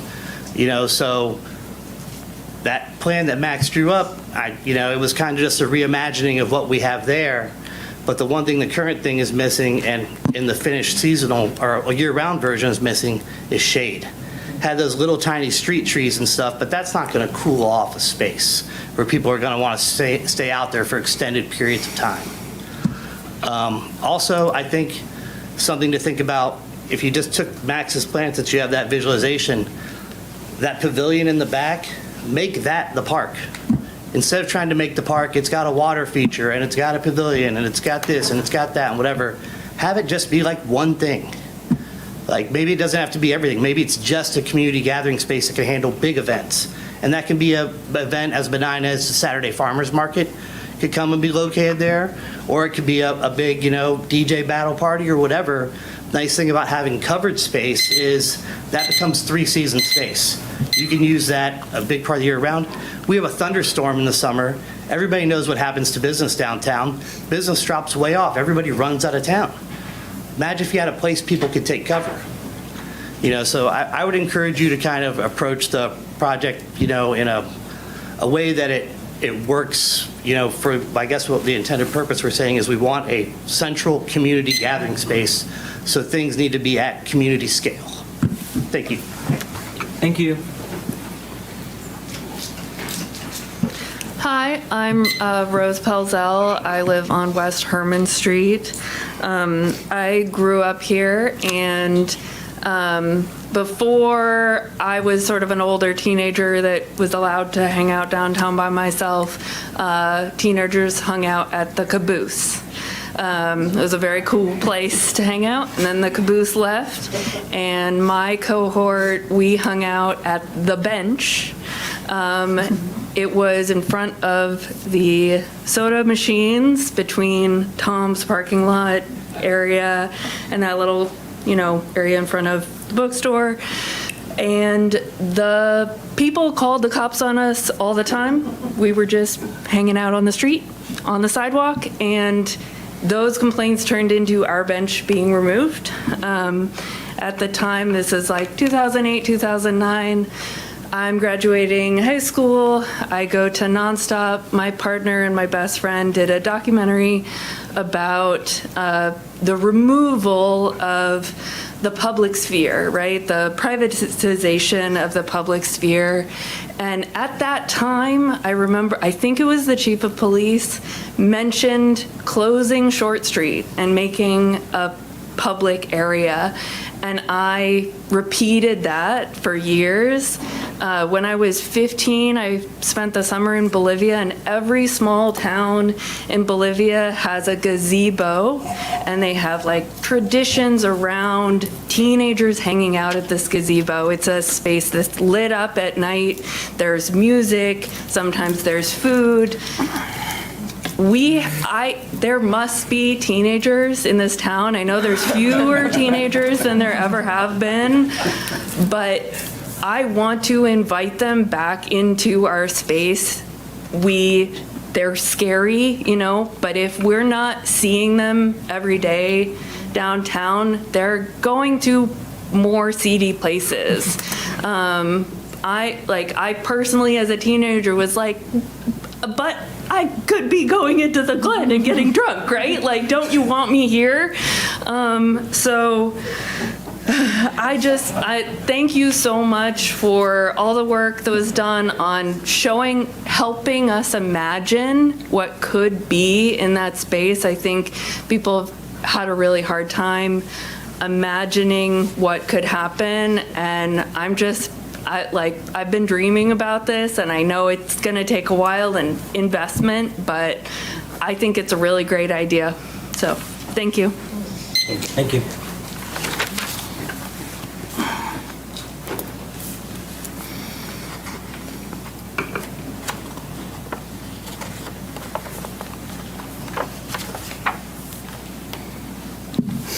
I'm Marcia Walgren. I own Ohio Silver Company, the business downtown that's directly across the street from Short Street. And I know this was meant to bring people downtown, and with my business, it's done the opposite. And I'm a little disappointed in losing faith in village government, because first I was told it was an experiment to end after street fair, then I was told it could be reopened for the holiday business, and it wasn't. And we were told that no more events would be scheduled, and they were. And then we were told that at the last village council meeting about it, that the space would be closed at least until February, and that there were two options that would be examined. One was temporary closures, and the other was permanent closures. And it's been closed in the past for use. The village needs to do what they say they're going to do. And a beautiful plan was made for a village gathering space in Beatty Park, which is unused, and it had trees, and it has grass, and it could be made, there are entrances from downtown, and it could be inviting, and people could be brought in. It was going to have a pavilion, and it was also going to provide runoff for Key Sally, a provision for that. And I'd like that to be reconsidered, and I think wonderful things could be done with that. I would love to see benches throughout downtown that's where people gather, is downtown, and bicycle racks throughout downtown. When all the benches were removed because people didn't like the kids hanging out downtown, the store owners started putting out their own benches, and when there's people sitting on the bench in front of my shop, they come in.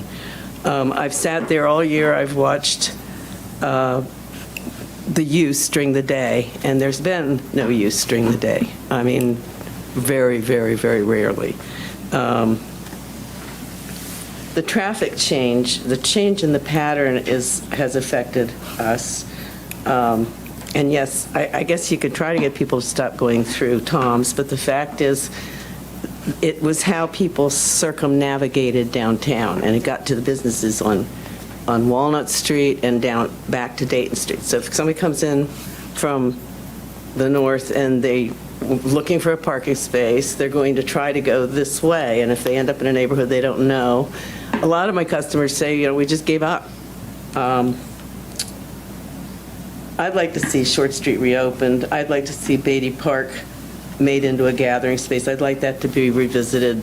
That was passed by council, a beautiful plan was made, and the newspaper announced it was going to be enacted. It never did. I think that's a wonderful space downtown for villagers. I did talk to Jeff, who's the U.S. Bank president today, and he and I both sat, I really need to finish this.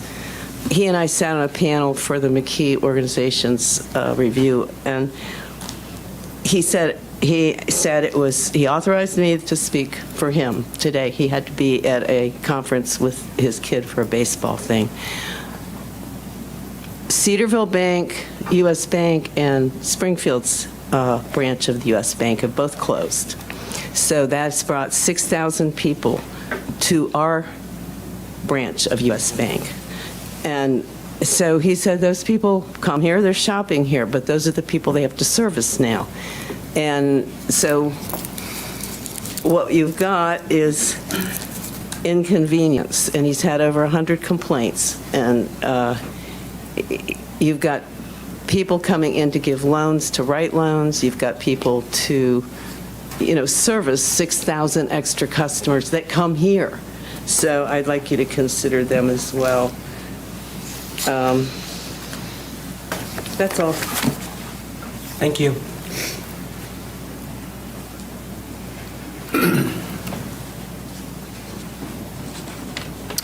Good evening. I'm Amy Bailey, Yellow Springs School Board President and Liaison to the Village Council.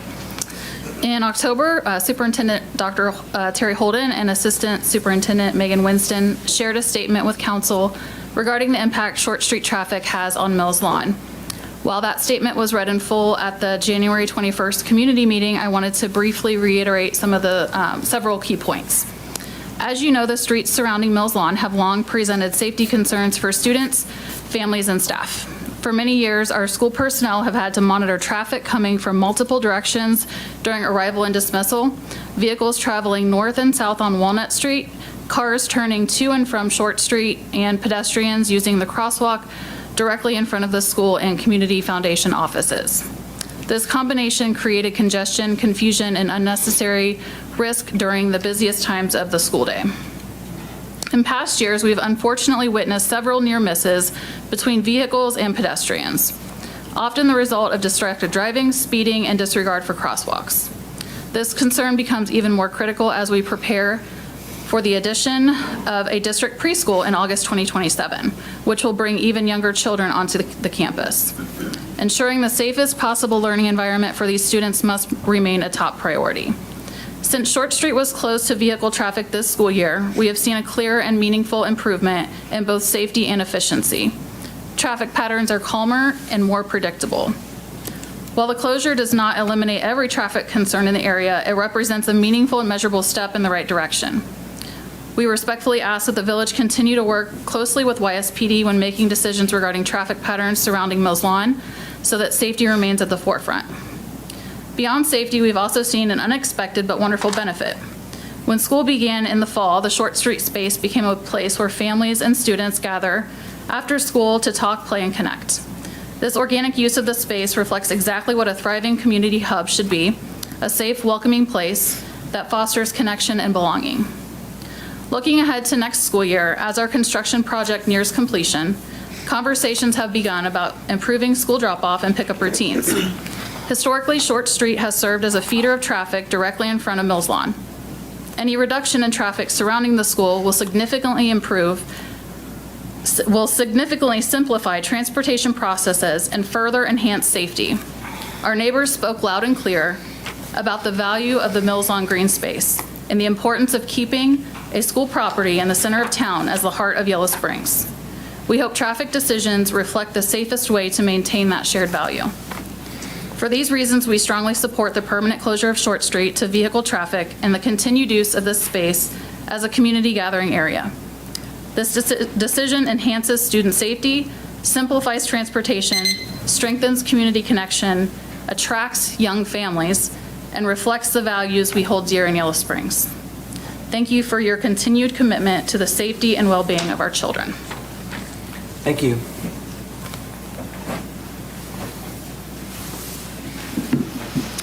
My name is Melissa Heston, and I've been a resident here in Yellow Springs since 2001. I have a business, a private training business. My family owns the Wynn's Cafe, a restaurant here in town who will be celebrating 49 years this next month. I'm also the caretaker of a 95-year-old mother who is still living single at home in her own space. She does drive. Impressive. I know. Thank you, Ohio.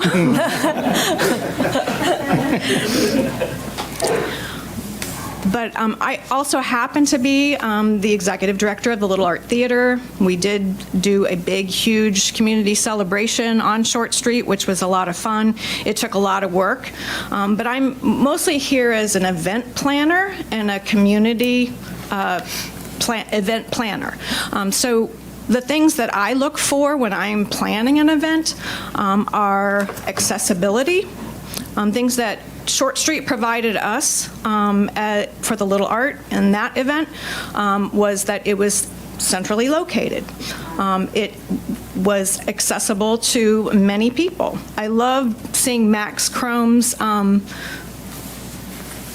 drawings of how the sidewalks would be wider and that the whole streetscape would be the same level, and it would be a hardscape. We often are put in places where there's grass, and there's a lot of things that you can do on grass, but there's a lot of things you can't do on grass. So it would provide a space that would be hardscaped and accessible for more people to be able to do things. I caution if you would go forward as an event space and a community space that you put too many fixed things that can't be moved. I love the dance floor, thank you Max Chrome, idea. You do need a larger space for theater, for dance, for community gatherings or community eating. perhaps. But I do think that if we were to proceed, I hope we do proceed. There's a lot of opportunity there, that it is nice and open and accessible, that it's hardscaped, and that allows for a lot of opportunity. I do agree with Relita. I do think that we should go ahead and start that parking plan now. That's not even, that's a no-brainer, low-hanging fruit. I do agree with Matt Kirk. Let's solve the school pickup drop-off before, it gets too congested. I am a personal trainer, so I know behavior modification takes time. So we'll learn. Our brains are still malleable. We'll take different routes if we have to. But thank you. Thank you.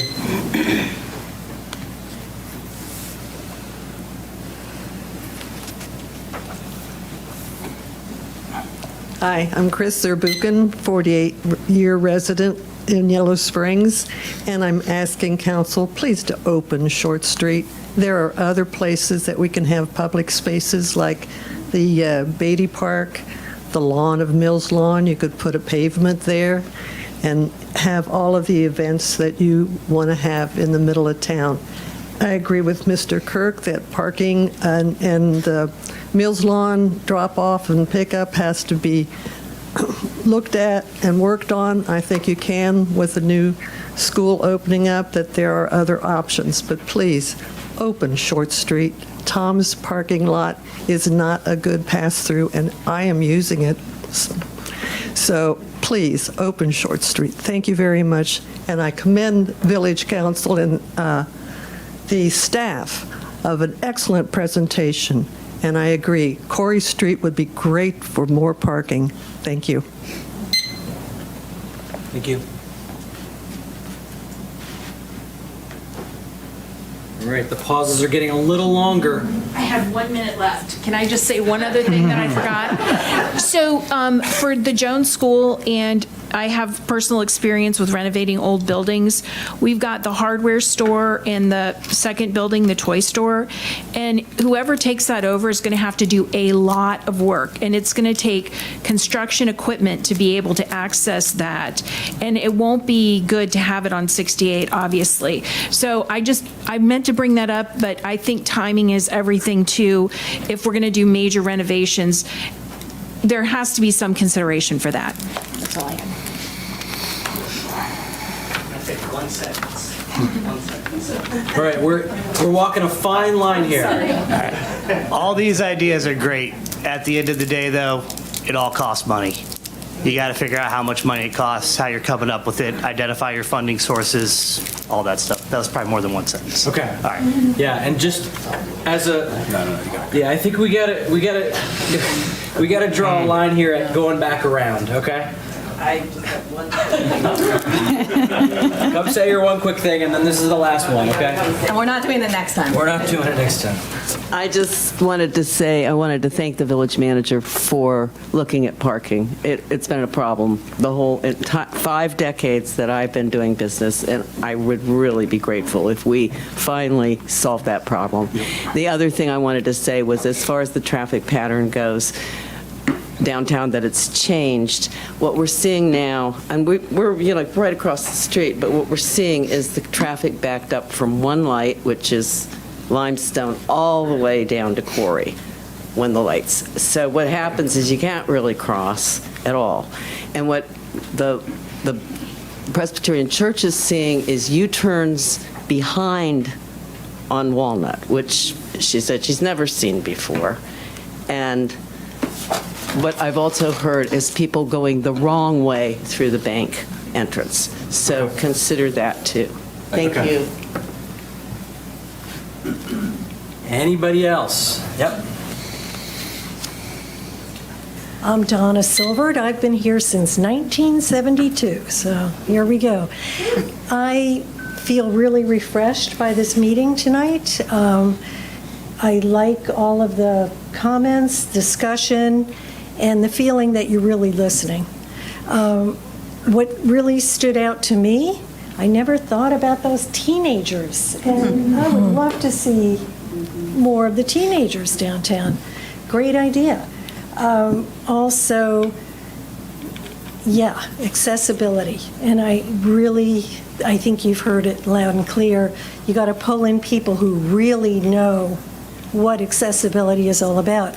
I happen to work in that field, and really when Teresa Mayer, I was disappointed in myself that I had less understanding than I thought I had. So you need to pull those people in. I think you've really heard that. You've heard we need parking, we need to keep our kids safe. And personally, I want businesses to thrive. I think that this beautiful permanent space will help that. So, but great discussion, and thank you. Thank you. All right, going once. Going twice. Okay. All right. Thanks, everybody. So I think if it's all right, what we'll start with is if there's kind of, without getting into every detail, if there are like sort of short answers, things that you're like, hey, I know that, got that, we'll do that. And then, does that sound okay to y'all? And then we'll come here and start talking? Okay. Okay, so for Ms. Polly, that is ODOT can dictate 68, and the Fairfield up to this village limits. You'll know that because I had to remove a speed bump on Fairfield because half of it was owned by the county road, half of it was in the village.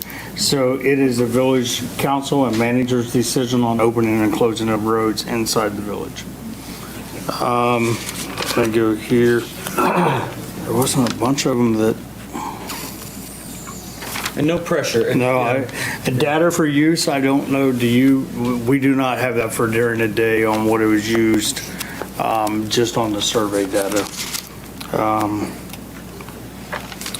The backing up of 68, that could be actually a traffic light signal problem, so I can have security fence who does our traffic signals. If we see that to be a problem, we can retime that. Right now, they're automatic, they're not on drive loops. We went to an automatic system versus the drive loops to be able to allow the crosswalks to be used more frequently versus having to push the button all the time. There's a timing, so we could literally free up some time. And also during the school on the drop off, there is a delayed signal going south to allow the northbound traffic to make a left on the Limestone. And for the reconfiguration of Limestone and Xenia, I hear you. I am 100% on board with that. And I can have the engineers look at that as well because it is a dangerous intersection coming out. We did a traffic one-way pilot, if you remember, in 2019.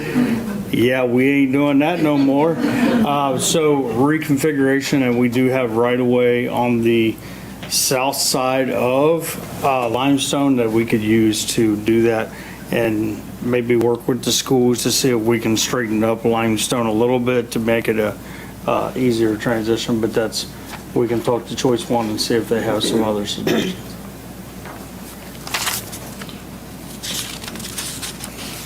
Okay.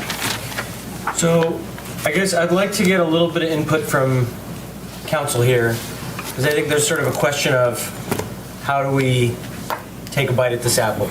Is it, are we trying to answer, have some final decision?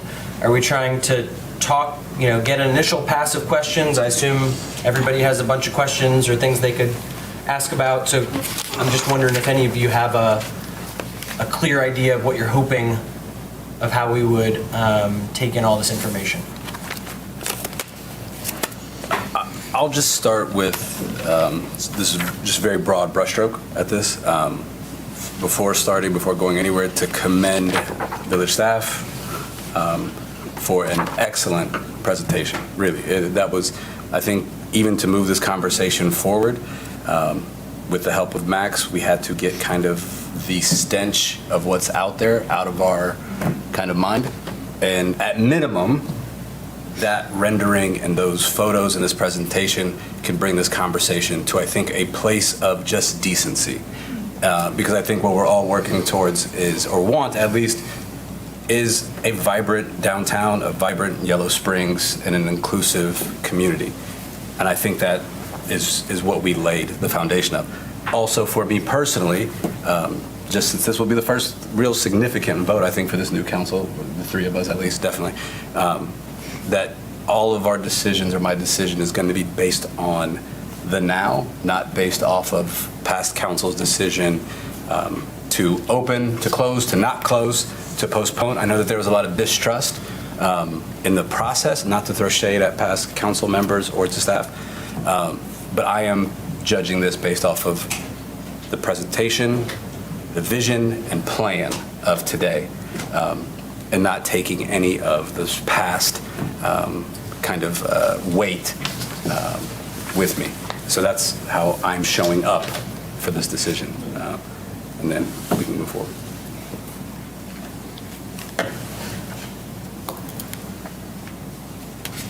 I think everybody's probably a little stumped on how to do it, so would it be helpful to just do an initial responses, questions? I kind of want to say something really quickly. I love how this community shows up. Yeah.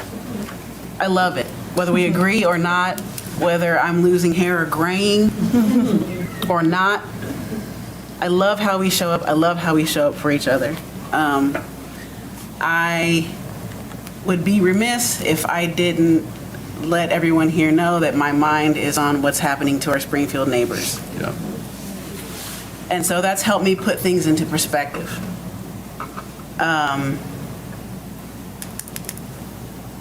We're talking about something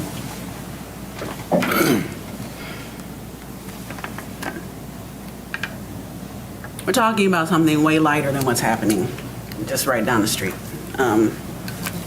And that's helped, like I said, that's helped me keep things in perspective. I really am about this ableist stuff that we're doing. Now, I'm not trying to call anybody out, but a walker on uneven grass, it's not a thing. A wheelchair on uneven grass, it's not a thing. A wheelchair or someone that has ambulatory issues on grass, we all like grass, but it's not a thing. I'm trying not to, I don't want to go too far down that road, but a lot of the questions that I had in my mind about what the timeline was going to be like had to do with the aesthetic. It just did. I was like, this is really not a good looking thing.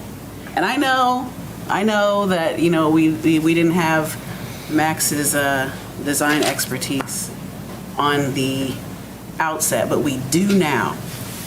And I really appreciate the use of the sun sails, the large planters. Those can be moved for snow removal for construction. So we can't do anything permanent, speaking to Relita's point, because of the hardware store is not going to be, I don't want to say permanent, but we have to think about that. So before we spend, I don't know, a couple $50,000 on bollards and stuff like that, that temporary thing has to happen before we get to the long-term thing. And what I mean by that is those are things that we can do now to address some of those broader questions.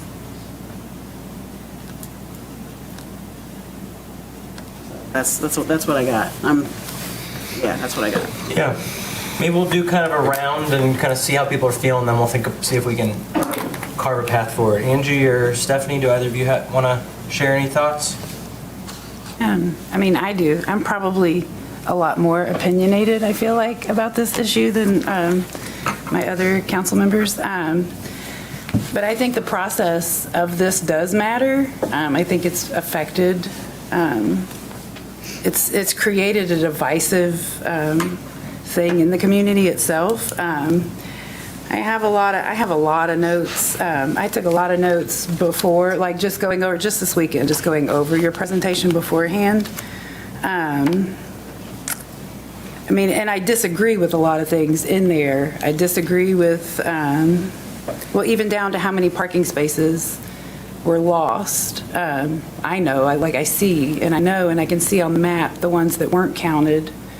But there were more like 10 spaces that were lost versus that. It's just little things like that. I feel like that results and presentation has been skewed away from some actual realities. I'm a parent. You know, the safety issues matter to me. It's important to me. But I don't think that Short Street is the solution. I think too many times it comes up that these things are seen, these behaviors are seen, and nothing's done about them. You know, something that would make sense to me was to say that we've had less citations written, because otherwise that tells me that it's just been tolerated and not dealt with. You know, I myself have witnessed, I pay attention to a lot of things. I've witnessed, you know, the traffic backs up, now no one can turn off. You know, it backs up because of a different reason, because down at the end, you have to wait at the stop sign to turn, those cars can't turn right. You know, it just causes another different type of traffic jam on there. I mean, just, you know, just a lot of things, and I'm a big fan of the Beatty Hughes. I would like to know where those plans are, why that ball was dropped, you know, what those types of things are. You know, so I mean, I could sit here and have a whole conversation, you know, and take up a whole lot of time, but I have a lot of issues. The presentation was beautiful. I was not expecting to see such a sensational goal there. And again, I think it's, you know, what's our priority right now? Kind of go back to some things we talked about at that work session. Is this a focus that increases affordability? Is this something that focuses on the goals that we have right now? And I don't see it as one, you know, that's important, you know, yeah, financially, focus-wise, that type of thing. I think that all of this money that's been put into this could have been put into that plan that was made before that was already paid for. And here we've been paying for another plan, you know, all this time. There's no labor costs listed, which was something I specifically asked, like what were the labor costs that have been put into this thus far, and that wasn't in there. Labor's definitely always a significant cost when, you know, when you're doing anything. So I think that those numbers being left out are important also, you know, but, you know, I'll digress a little so someone else can speak, but, you know, again, I could keep going. Yeah. Lindsay, do you want to share any thoughts? I have no thoughts about this. Okay, no thoughts. No. So I think I'm repeating things that were said so eloquently by the community. I think there's clarity that there are two action items that we're walking away tonight with. One is the safety of pickup and drop-off. That needs to be addressed. That has nothing to do, for me, after what I've heard these last months, with Short Street. That needs to be addressed on its own. And I hear a lot of great ideas, and I hear a lot of feedback, and I hear decades of experience and ideas, and so we have a lot to do there. The other is we need more handicap parking downtown. I appreciate you saying we need to make those spots available for the people who need them. And if people need to walk an extra block, so be it. So it's action item number 2. And in the presentation, there was a lot of great work done. So especially I think with the church, those 4 spots, I think what I've learned is about what it means to put handicap parking on 68. So that solution is really compelling.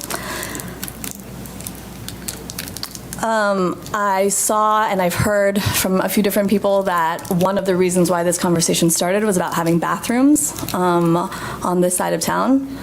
To me, it feels like that is an important request that the community has made, businesses have made, and somehow we got off track from that focus. So it was, we want bathrooms, now we're gonna close the street to have those bathrooms. The bathrooms that we ended up were porta potties. I understand, I've learned about the accessibility for people of those bathrooms. Also, if you have a 2-year-old. I was happy to see that it was in the presentation, and I also feel like that is an item that we perhaps need to look at creatively. So what are the other funding sources, or what are the other options for having a public bathroom that's not connected to Short Street or to this project, but is something that the community has stated that they want?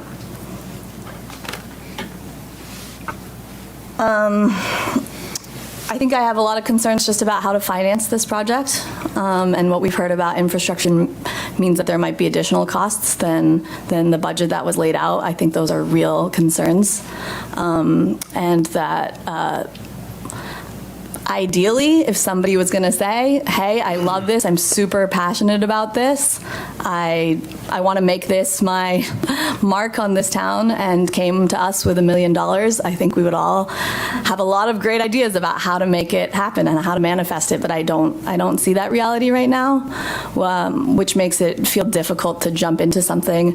And as we're talking about process, I think this has been an interesting it's been an interesting case study of how I think there was community engagement, but then there was an early execution, and then a lot of steps came after it. So there was community engagement that we learned there are ways to do that on an earlier phase of the project, and also that I believe the reception to all of this would have been different if we had Max's renderings early on, which are really inspiring.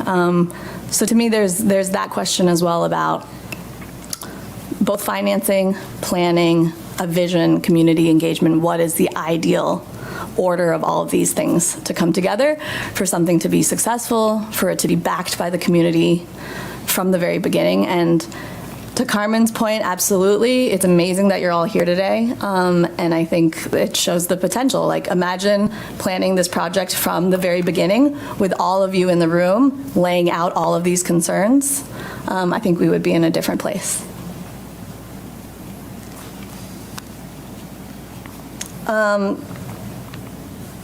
So I think that is the rhetorical question there is, how do we do this again in the future with what we've learned? What's the involvement of the community, of council, to not get into this situation again? Although, I think great things have come out of it, and we've learned a lot. So I am absolutely for the vision, the dreaming, the potential, the teenagers having space, but there's what's possible, and what the dream that we need to work really hard to manifest, and there's what's directly in front of us. So that is what I will be voting on tonight, is about what's directly in front of us. But I absolutely believe in the potential of what we could do if our process happens differently, and the order of what needs to happen is different than where we are today. Okay. So many good points from other people up here. I'll just try to kind of share the things that are top of mind for me. I'm nervous about the money. I don't know where the money comes from. So that's a question. I think the idea of taking some time and seeing, are there benefactors, are there donors, but just knowing where our village budget's at, it's a little bit hard to know where the dollars would come from. Which I guess sort of is interconnected with the ongoing constant problem of trying to prioritize, which is so hard, because there's so much about this project that I'm like, this is awesome, this is great, there's so many things about it that are exciting. And I can't help but, find myself thinking, man, I'd love to spend this much energy trying to figure out how we address affordability, how we address some of the other issues that we're working on and that we've talked about. And so, yeah, it's hard to figure out where the dollar's going to come from. And, I'd love this to be a place where we can do as much both and as possible. So if there's, people out there that really envision these projects and can help put dollars in, or if there are, grant funds and other things that we can find. I feel open to the idea of trying to figure out how to make it possible, but I guess I don't know, I feel stuck in the place of how do we get from where we are to where there's, what was somewhere $700,000, $800,000 that feels challenging. Yeah, and then echoing lots of the process questions and appreciating village engagement and trying to figure things out even when it's hard. So thanks to everybody on that. So I kind of, oh, go ahead, Carmen. You have to, yeah. So I am, I think, at critical mass for stagnation. I think that everybody's kind of exhausted from it. I like the meantime in between time, which is what I saw last in Max's presentation. Because initially it's just like, okay, and it's going to take 5 years. Okay, what happens in the interim? How can we make the space a usable space within that time frame? And like, the budgeting thing is a thing. Of course, I mean, I'm not downplaying that at all. But I guess I'm just going to ask everybody, what about Max's interim renderings seem like an impossibility? Like it cannot happen? Like, what about what Max presented last, which maybe could have come first, seems like something that's not doable for the space? We've heard from the schools, we've heard from the police chief, we've heard from Rose. I was one of those kids too. Yeah, they were like, get out of here. It's 1 o'clock in the morning. What are you doing? Yeah. But I guess that's my question. That's my question to everybody. Like, what is it about the last rendering that seems like something that we can't do? Because we're looking at $780,000, of course. Like, what? But what, can we get some numbers on what that last rendering would look like? What would that take? Can we get some numbers on big, gigantic flower pots that can be moved if snow needs to be, if snow needs to, but I don't want to be like, I don't want to be so rigid with this. And I think that we had some, this is not some junior flip architect. And also we have the, I mean, we're here now, and I would like to at least think about what it would be to move forward with that, with the not permanent it's so weird.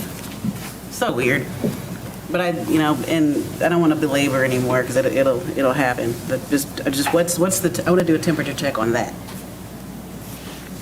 So you mean that, like, in a sense of you say not permanent, but I mean, until we get to the $780,000 number, what does it look like in the interim, again, because this is where we are again, with the drawing, the last rendering that Max showed?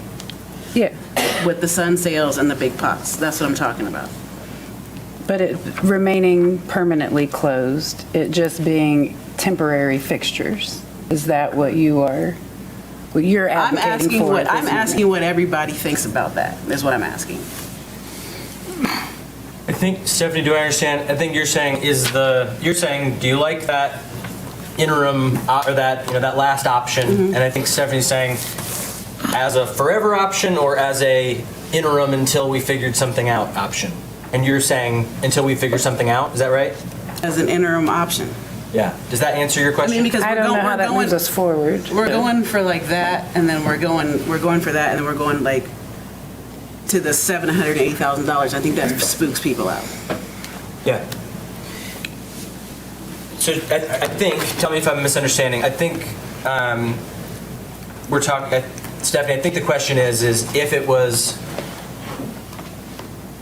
cheaper, somewhat similar to the timeline that was listed, right? If it was an interim moving toward trying to figure out the long-term finances, how are people feeling about that interim, the last thing that Max showed? Am I understanding correctly? Yeah. Does that clarify? Yeah, I Okay. mean, I kind of understood, yeah. Oh, okay. Already, but yeah. Oh, sorry, I thought. No, you're yeah. you're good.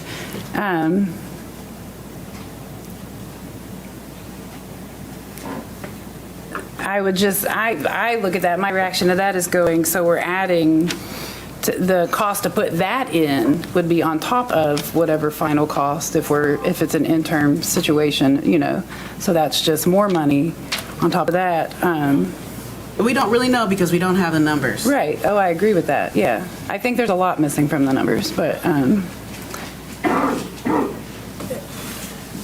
then I think that still leaves that, you know, you're looking at a 3-year construction zone downtown, in addition to whatever may happen there with the buildings on the corner, construction-wise, and that type of thing. I don't know, so I mean, yeah, just a 3-year construction zone is wild to me, you know? And can I just on that point, just follow up real quick? Johnny, do you mind saying, if you can, is the 3-year timeline mostly about, obviously there's like an input period.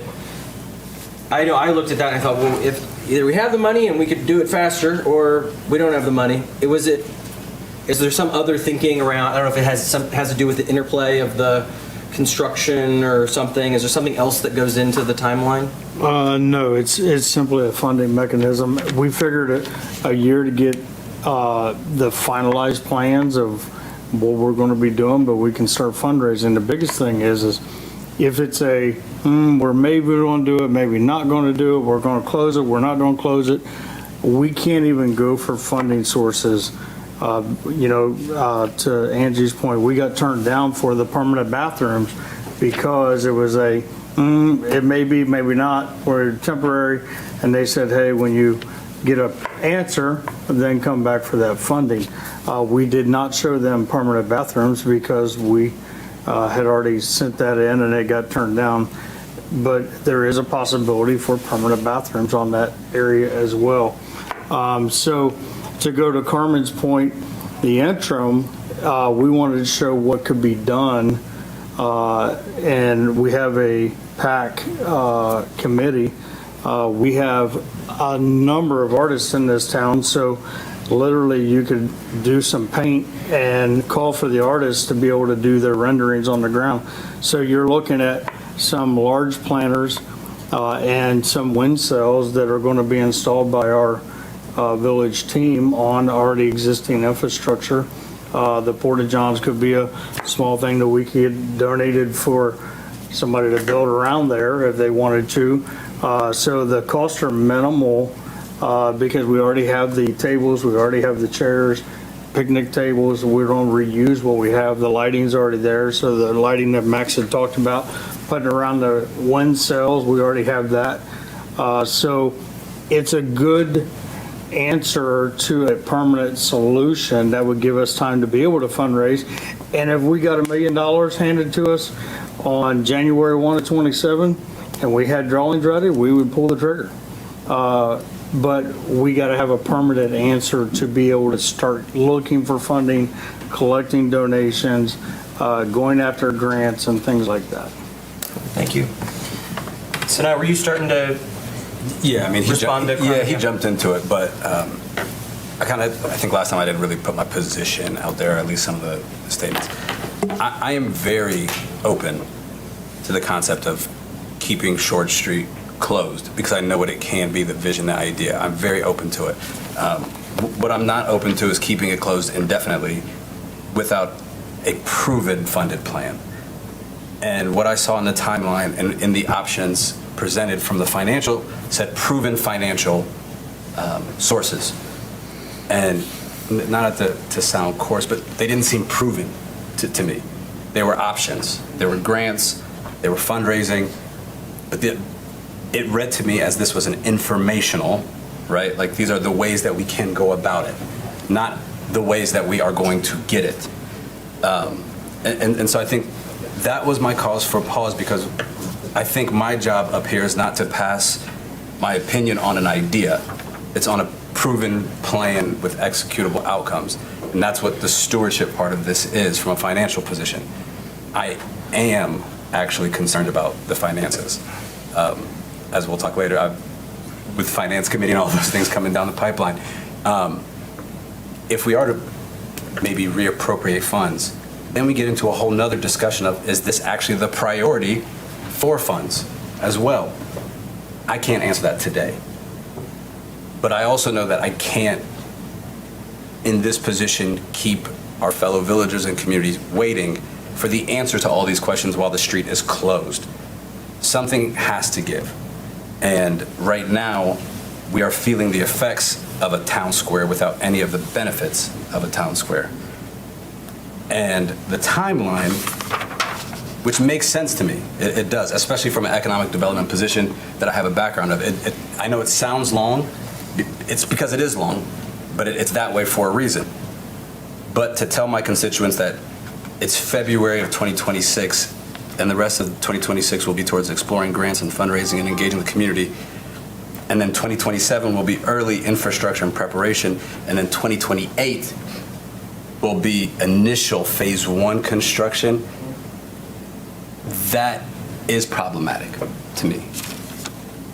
Now, if we had the source fundings cut through that timeline, I'm being as transparent as I can be. I love this idea. And if there's a way for us to work together during this 2026 vision and planning portion where we have it closed off now, if we can do that while it's open, my stance will potentially change. But as it stands now, I can't stomach the idea of simply having a planning period for another year while at the behest of the community. That is how I feel currently. And then lastly, if there are documented, and we've already kind of went through this, but as, again, someone who walks their kids to school every day at Mills Lawn, if there are documented safety or drop-off improvements, I don't want to lose those. But we should also be very honest about what caused those improvements, right?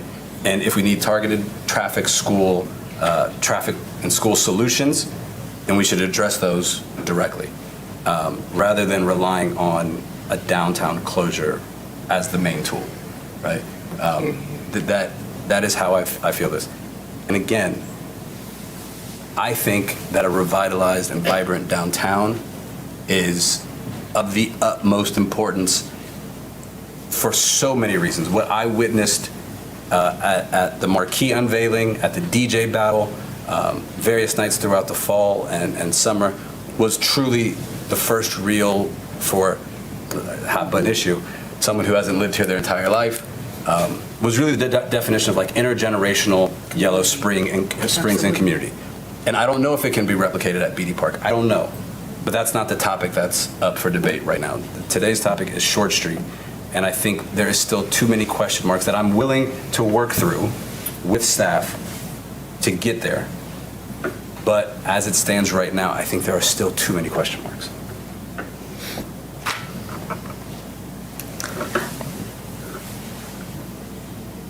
I think this question of priorities is a huge one, and we're right at the moment of trying to double down on it. And I know that this council, after spending 7 hours together in this room, it's a shared priority because we want to see outcomes, and we want those outcomes aligned, towards a greater mission. And so, when I'm hearing about how this does take up staff time, applying for grants, working on it. So for me, there's a question of like, what do we want, what types of grants, and what do we want the staff looking at and applying for related to other topics that we've all been talking about: affordability, housing, economic development.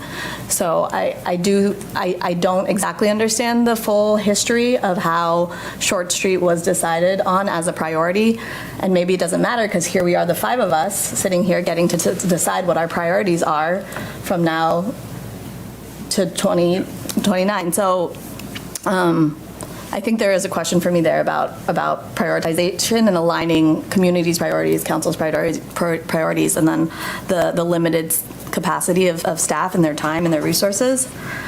I know you just said you don't want to talk about B.D. Hughes Park, but I'm just going to say one thing, which is, Rose, we should talk after. We should find a group of 20 teenagers. We should sit down and say, what would it take for you guys to hang out at B.D. Hughes Park?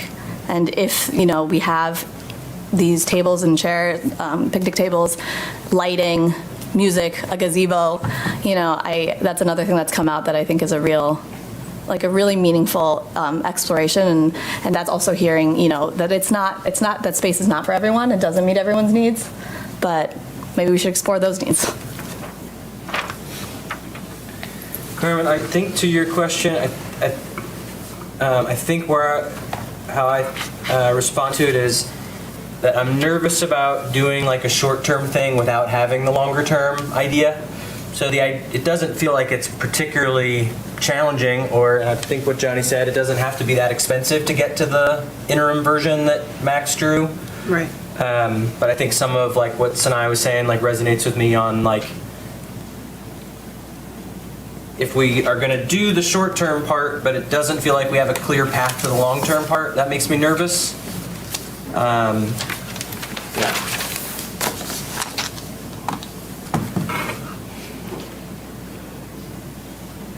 So I've heard kind of a mix of things from everybody, so I'm not sure if I should like summarize what I think I've heard, or if anybody has an idea of here is a clear suggestion. There's a little bit of like, should we prioritize? Is there some work to be done in communication, collaboration with staff to figure out how to answer some of the questions that could be, anyway, there's a kick the can down the road past the priorities and goals option. There's a decide right now, are we going to leave it closed or leave it open option, or sorry, open it up or leave it closed option. For temporary closure. Or do a 6 month, there's the 6 month option. There's also I think we all know there's an option of open it and then close it on an as desired basis, as we have for other things in the past. Are there other sort of suggestions? I think those are probably the three options, right? Kick it down the road a little further, decide to open it, or decide to leave it closed. Does anybody else, so I'm wondering, should we do a round of like, here's where I'm at if I have to decide tonight, or you could say, I'd like more time to think about it? I mean, I am prepared to make a motion to open it. Yeah. So that's where I'm at. You've been the clearest one of all of Yes. us. Congratulations. Yeah. I don't mean to make fun of the rest of you. Not for lack of not appreciating the what could be there. Yeah. Just the process and priority is just not hitting. Yeah. I'm in favor of anything that's not kicking this further down the road. I think not just because it is just a time wasting. I think we run into a real potential issue of it's February, come March, if the weather starts to turn, and then that sways decisions again, and then public trust dissipates again if we make a decision in a different way. I think we all know like the enormity of our vote and what we're trying to do, and we're prepared for the consequences that come with it and the weight of that decision. I think whatever it is, I support this council and I support the community. I think we should definitely temperature check and make a motion towards something permanent today. So then, could I nudge you on if you're saying, I want to make a decision on permanent or not today, how you're leaning on that then? Yeah.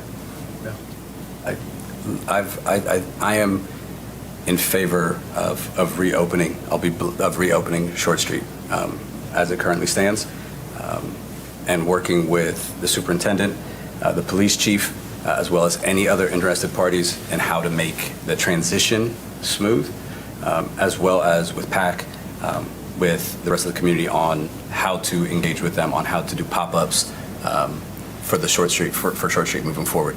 I don't want to lose those 10 events. I don't want to lose sight of the community, such as the Hacky Sack community, who's taken. I want to make sure that all parties are heard. But as it stands today, I think I'm ready to move forward on a vote. Okay. Carmen, do you, no pressure, but like Carmen or Angie, do either of you have a where you're at right now kind of summary?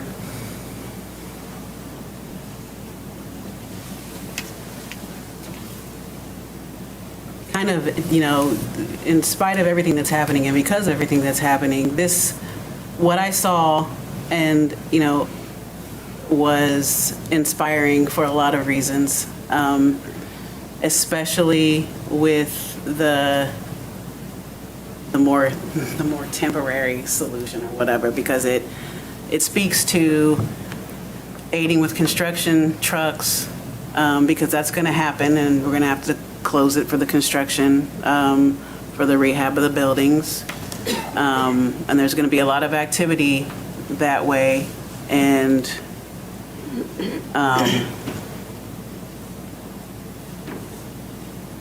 I just, I envision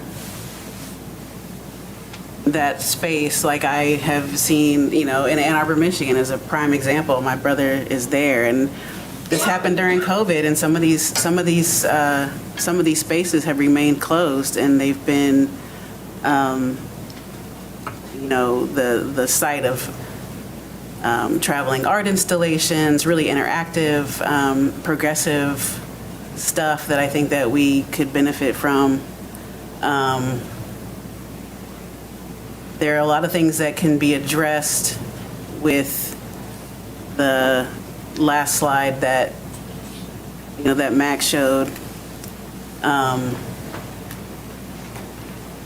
have to take into consideration, and yes, Tom's as a cut through has been used. I have been at the schools for pickup and drop off, and it goes more smoothly. Yes, you're going to have to wait and be more patient, but it does go more smoothly. People aren't cutting it out and trying to get, on and off short, Xenia Avenue to Walnut. I do feel like there needs to be some better signage and some more presence, but that seems to have improved. So, I am in favor of, or I would be in favor of Max's second renderings until we get to, and so there has to be room for the interim. There has to be room for in-between time. There has to be room to find funding sources. If this would have been done a different way, then ideally the funding sources would be identified. There would have been a plan sooner, which Angie spoke to. We would have had renderings from a world-class architect on the outset, but that didn't happen. And here's where we are now. So I'm in favor of the the last thing that I think should have been first in the presentation.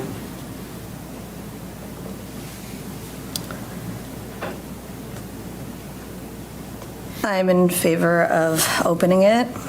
And I think in life, sometimes you're like, well, if we only knew better, I would do this differently. We can do it again, and we can do it better. So I think with that vote, I'm saying we actually can do this. Like, that can be a reality, but let's start at a different point. We're already at a different point. Let's get our ducks in a row, and let's do it. So I think I'm struggling because I think that the dichotomy of this vote has been turned into either you're pro or con Church Street as a community space. I'm saying that I think we need a fresh start. I think we can do it. I believe we can do it. I think if there are the people here who want to see it happen and want to put in the time, energy, investment, finances to make it happen, it could happen. But I have a very hard time seeing us get there from where we are today. I would actually be remiss really quickly if I didn't, this is burgeoning on demoralizing staff, and I don't want that to happen. I don't want that to happen. And I've been here, and I've seen the work that's been done, and I've been here when you fielded phone calls, and I want you to know that that's not what anybody up here is doing. No, Second that. yeah, absolutely. I would say, if anything, I thought that the resources spent on this pilot were very smart, very calculated. I think they were thinking about these scenarios so that that infrastructure, that equipment could be used again. And I also think, yeah, I mean, this did exactly what a pilot did in many ways, which is allowed people to visualize it, learn from it, and move forward. And so I thank you for saying that, Carmen, because that is absolutely not the intention. I think we're excited. We're even more excited by what we've seen tonight.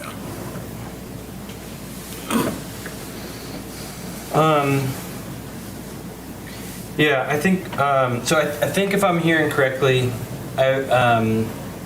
there's a few people that are leaning toward or saying they'd like to open, and then one talking about the last plan being first. Yeah, so I feels like we're moving in that direction, and yeah, I echo a lot of what's been shared about the frustrating dichotomy, that it's like a one or the other. And I heard a lot of y'all communicating about things that were learned about how to go about it, and I feel like at the council level, so now you made reference to it earlier, from my perspective, as somebody who was on council before, the big learning is communicate earlier, identify priorities earlier, identify, alignment with goals earlier, so that it's less frustrating for all involved. I think if we catch those things faster, it goes more smoothly. So yeah, I think I'm in the let's open it, and if we can figure out how to start it back up and figure it out, then let's do it. This is where you make a motion. Yeah. Can I make one more? Yeah. Okay. So I've only been here 12 years, right? In my 12 years, we've seen active transportation that wanted this project. But I want to back up to the parking. This parking plan that I showed you tonight is not new to this village. It was pulled out of the comprehensive land use plan, and if it would not have been pulled out, because we had a couple people that come into the village and requested it to come out of the plan, we wouldn't be talking about parking right now. That parking would have been done. We'd have found grants. Choice One's ready to go for the grants. But now all of a sudden, we need parking again, and we brought back the same maps, and they're all beautiful. And council, this is the same plans that was brought to council 6 years ago. Mind you, I told you it took 4 years to build the multimodal path. The multimodal path took precedence over parking plans. We got funded like that. Why? Because council made the decision. So I like Carmen's suggestion about, hey, if we're going to keep it closed, let's do the short thing. Allow staff, allow Choice One, allow other people to join the team to be able to help find the funds. We can't just say, hey, I'm just going to say it, Dave Chappelle, come give us $1 million and we're going to make it happen tomorrow. It was weird. That's not the way we act. That's not the way that we do things. Staff is challenged. The Choice One is challenged. The Community Foundation is challenged. The Chambers is challenged. But we got to make sure that we make a decision. The parking plans, I have the parking cost. If anybody would like to know, $50,000 budget for South Walnut Street, $120,000 for Elm Street, $120,000 for Phillip Street, the $30,000 for in front of Beatty Hughes. Corey Street is about $75,000. That's $395,000 today's prices, not 18's prices. And 18's prices, that was about $150,000. So if we keep on pushing decisions that staff brings, that community members bring, I understand we have been trying this, and I'm on the fence. I would love it to be a permanent thing, but man, parking, if we get parking, everybody's on top of parking when we come out of this meeting, it's still a win, but I don't know how you go back in 3 or 4 years and start this whole process over again when we could have started the process with a temporary, permanent, we're closing it, we're going to do parking, we're going to move forward, we're going to look for funding.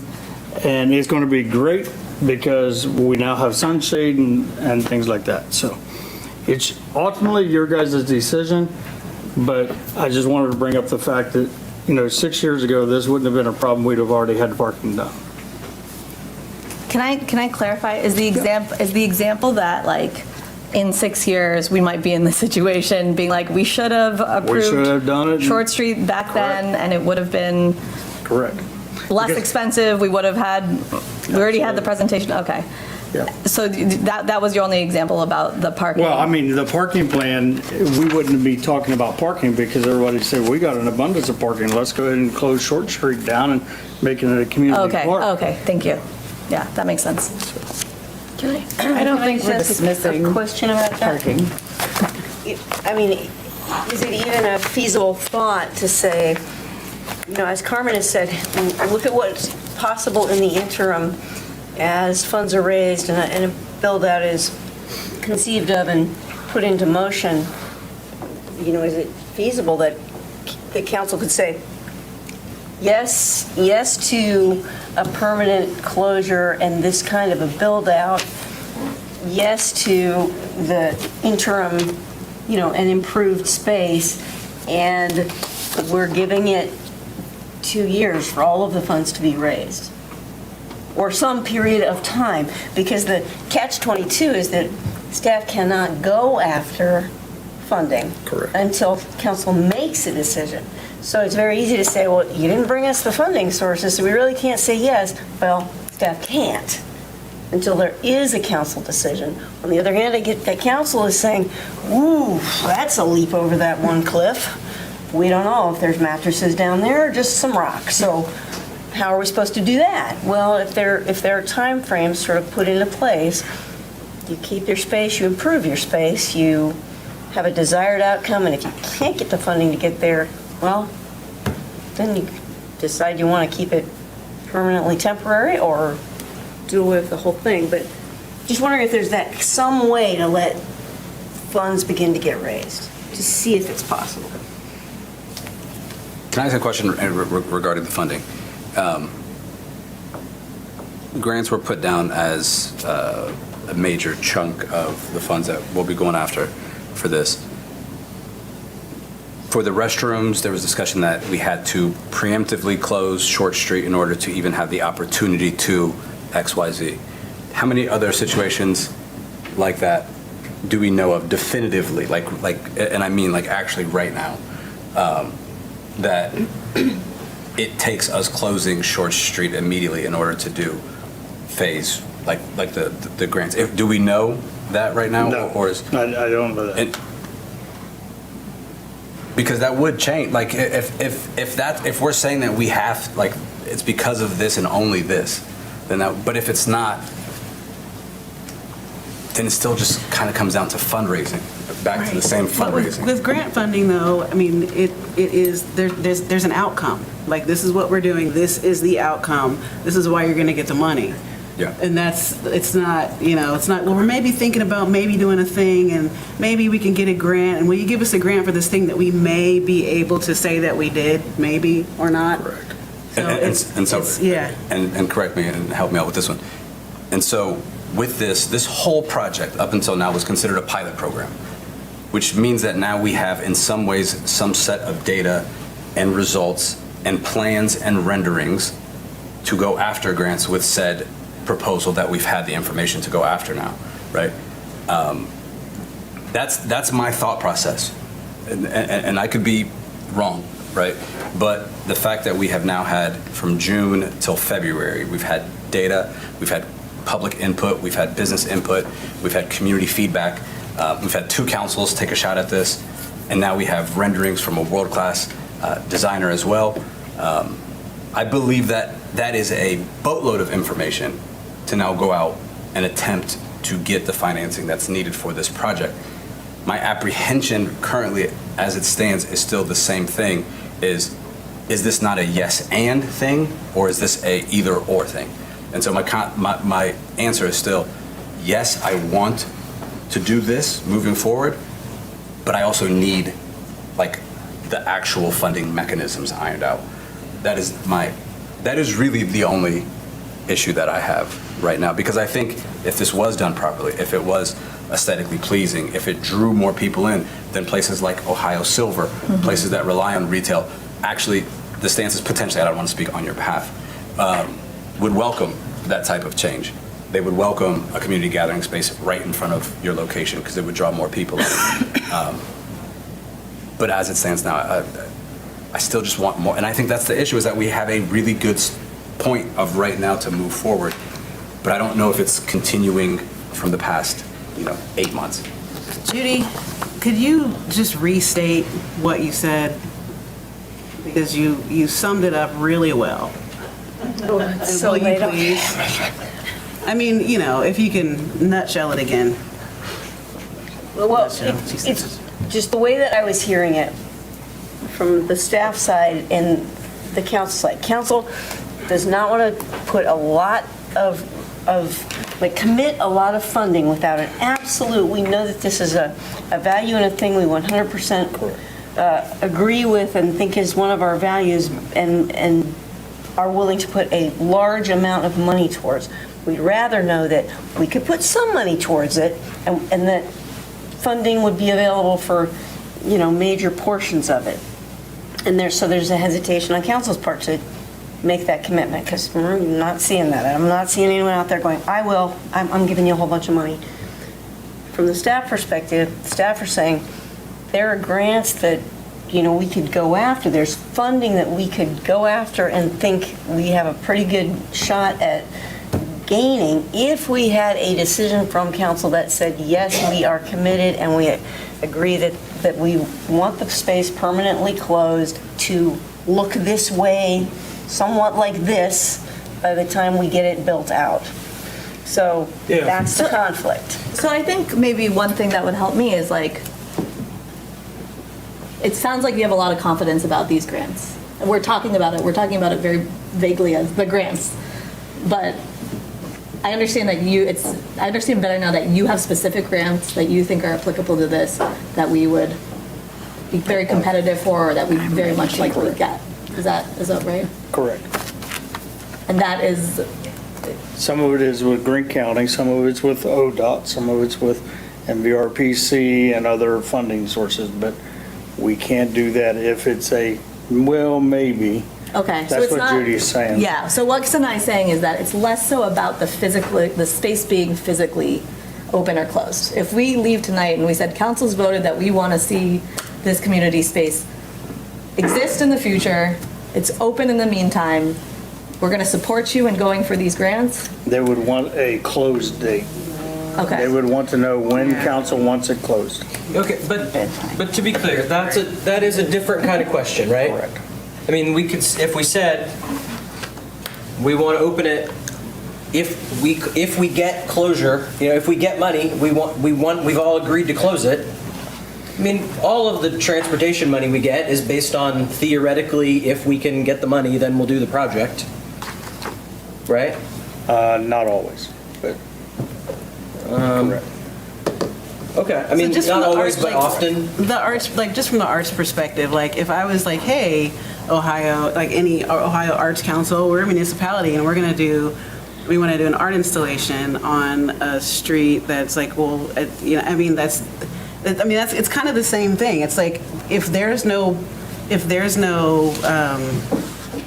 we can't produce what the thing is going to provide or what it's going to look like at the end, then it's not a good risk. If it's obviously, but if it's if it's closed and we do the interim thing, then this is what it looks like now. This is what we want it to look like. These are the funds we're going after. This is the thing that we're starting with, and it's pretty awesome. It's already been engaging for the community. It's a place for people to gather. Kids and parents link up at Short Street. I know that. I don't know. I think what I'm trying to figure out is there sort of a common ground on, I don't hear there being a common ground on leave it closed unless something has shifted based on the questions that were asked or the comments that were made. I heard most people saying, hey, I'm inclined to open it, with what seems like a sort of notable potential caveat, which is a bunch of interest and support in the idea, but a concern about closing it or leaving it closed indefinitely. So I think we could say, hey, we're interested in the concept. We want to do the concept. We have votes for the concept. Now let's go out and try to find funds for the concept. That would be a different thing than, and open it in the meantime. Open it while we go out and see if we can find the funds, but we've agreed that we want to do it. That would be an in-between solution, I think. Right? I mean, Can I make a motion that we vote whether or not to open or close? Make a motion to vote on I it? think anybody can make a motion anytime they want, so yeah. So you're making a motion, say it again? To vote on opening Short Street?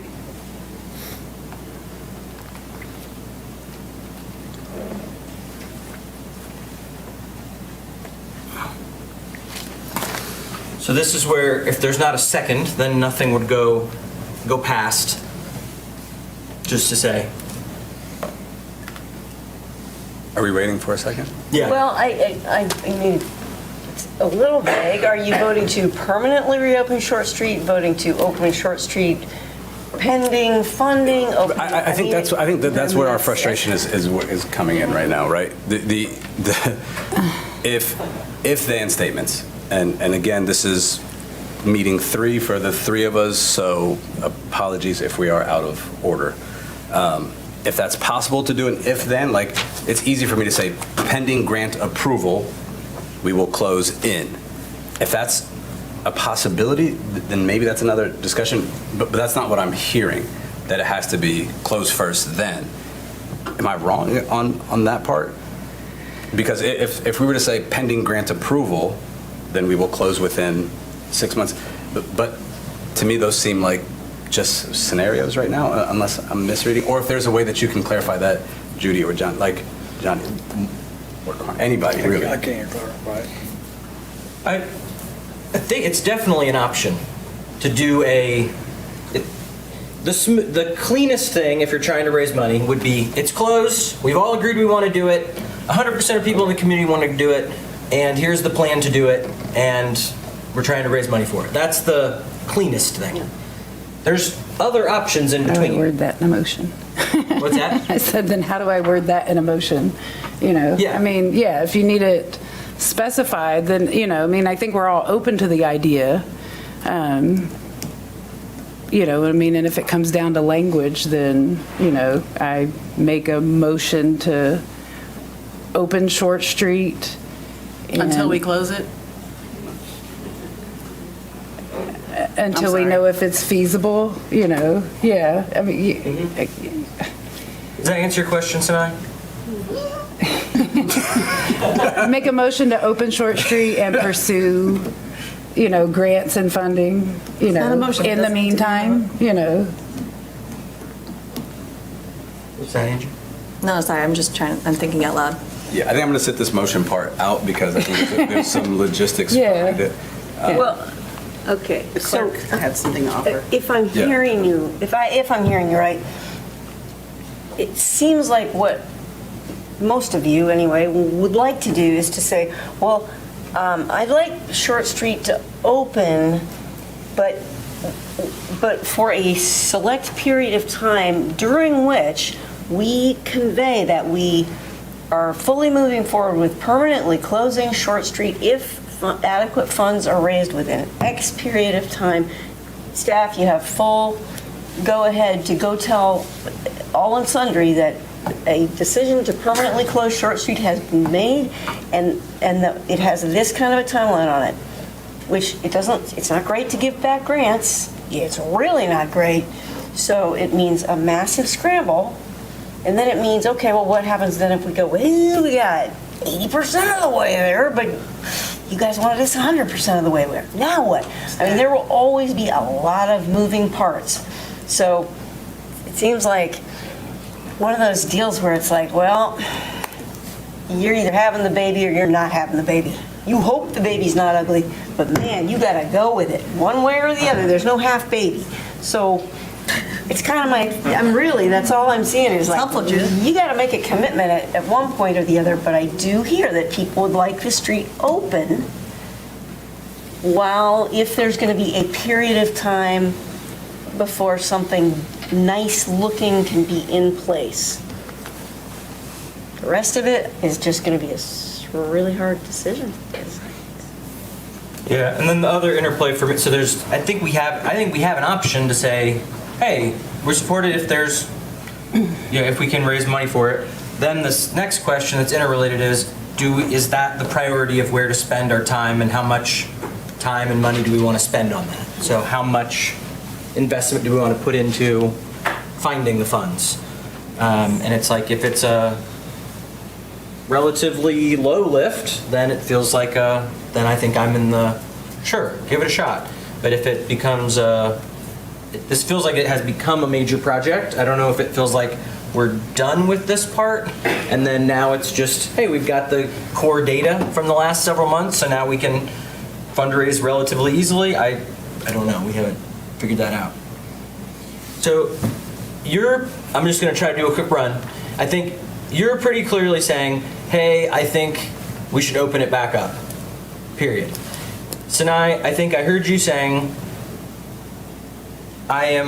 you were saying open it, but then you've also expressed some openness to, hey, if there was a fundraising plan, if we had a path. Yeah, so where are you at?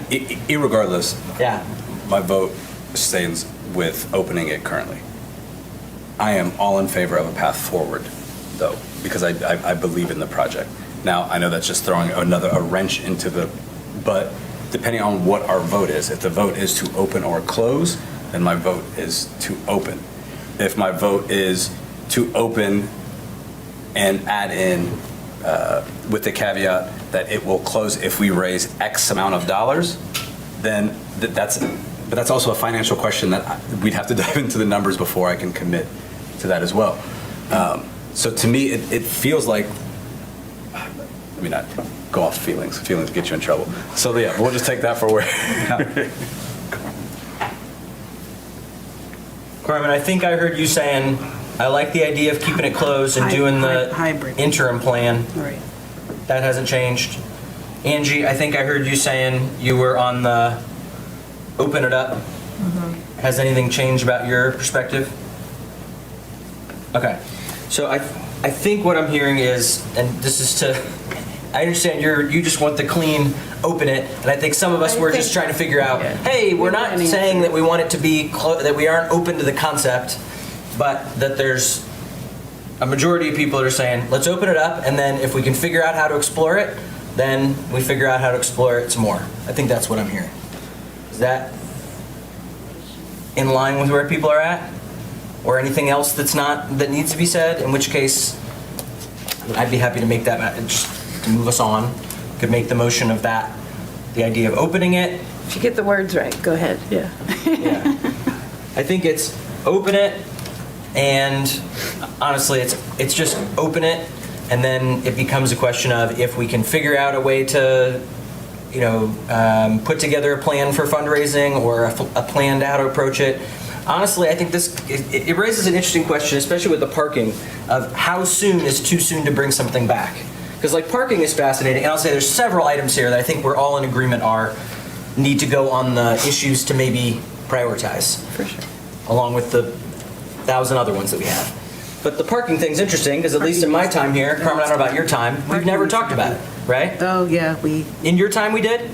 Because in my time we never brought it back up, right? It died on the vine sometime before I came here. And so it raises the question of, how long do you wait until you bring something back before council, right? And I think the general answer is the new council.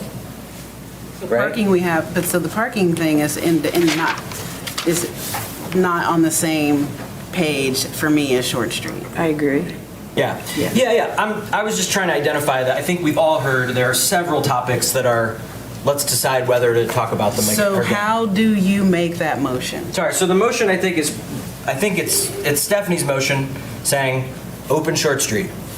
And right? Yeah, There go was a ahead. caveat with Judy. Now, I'm, open it and just close it, open Short Street, and then that's the end of it.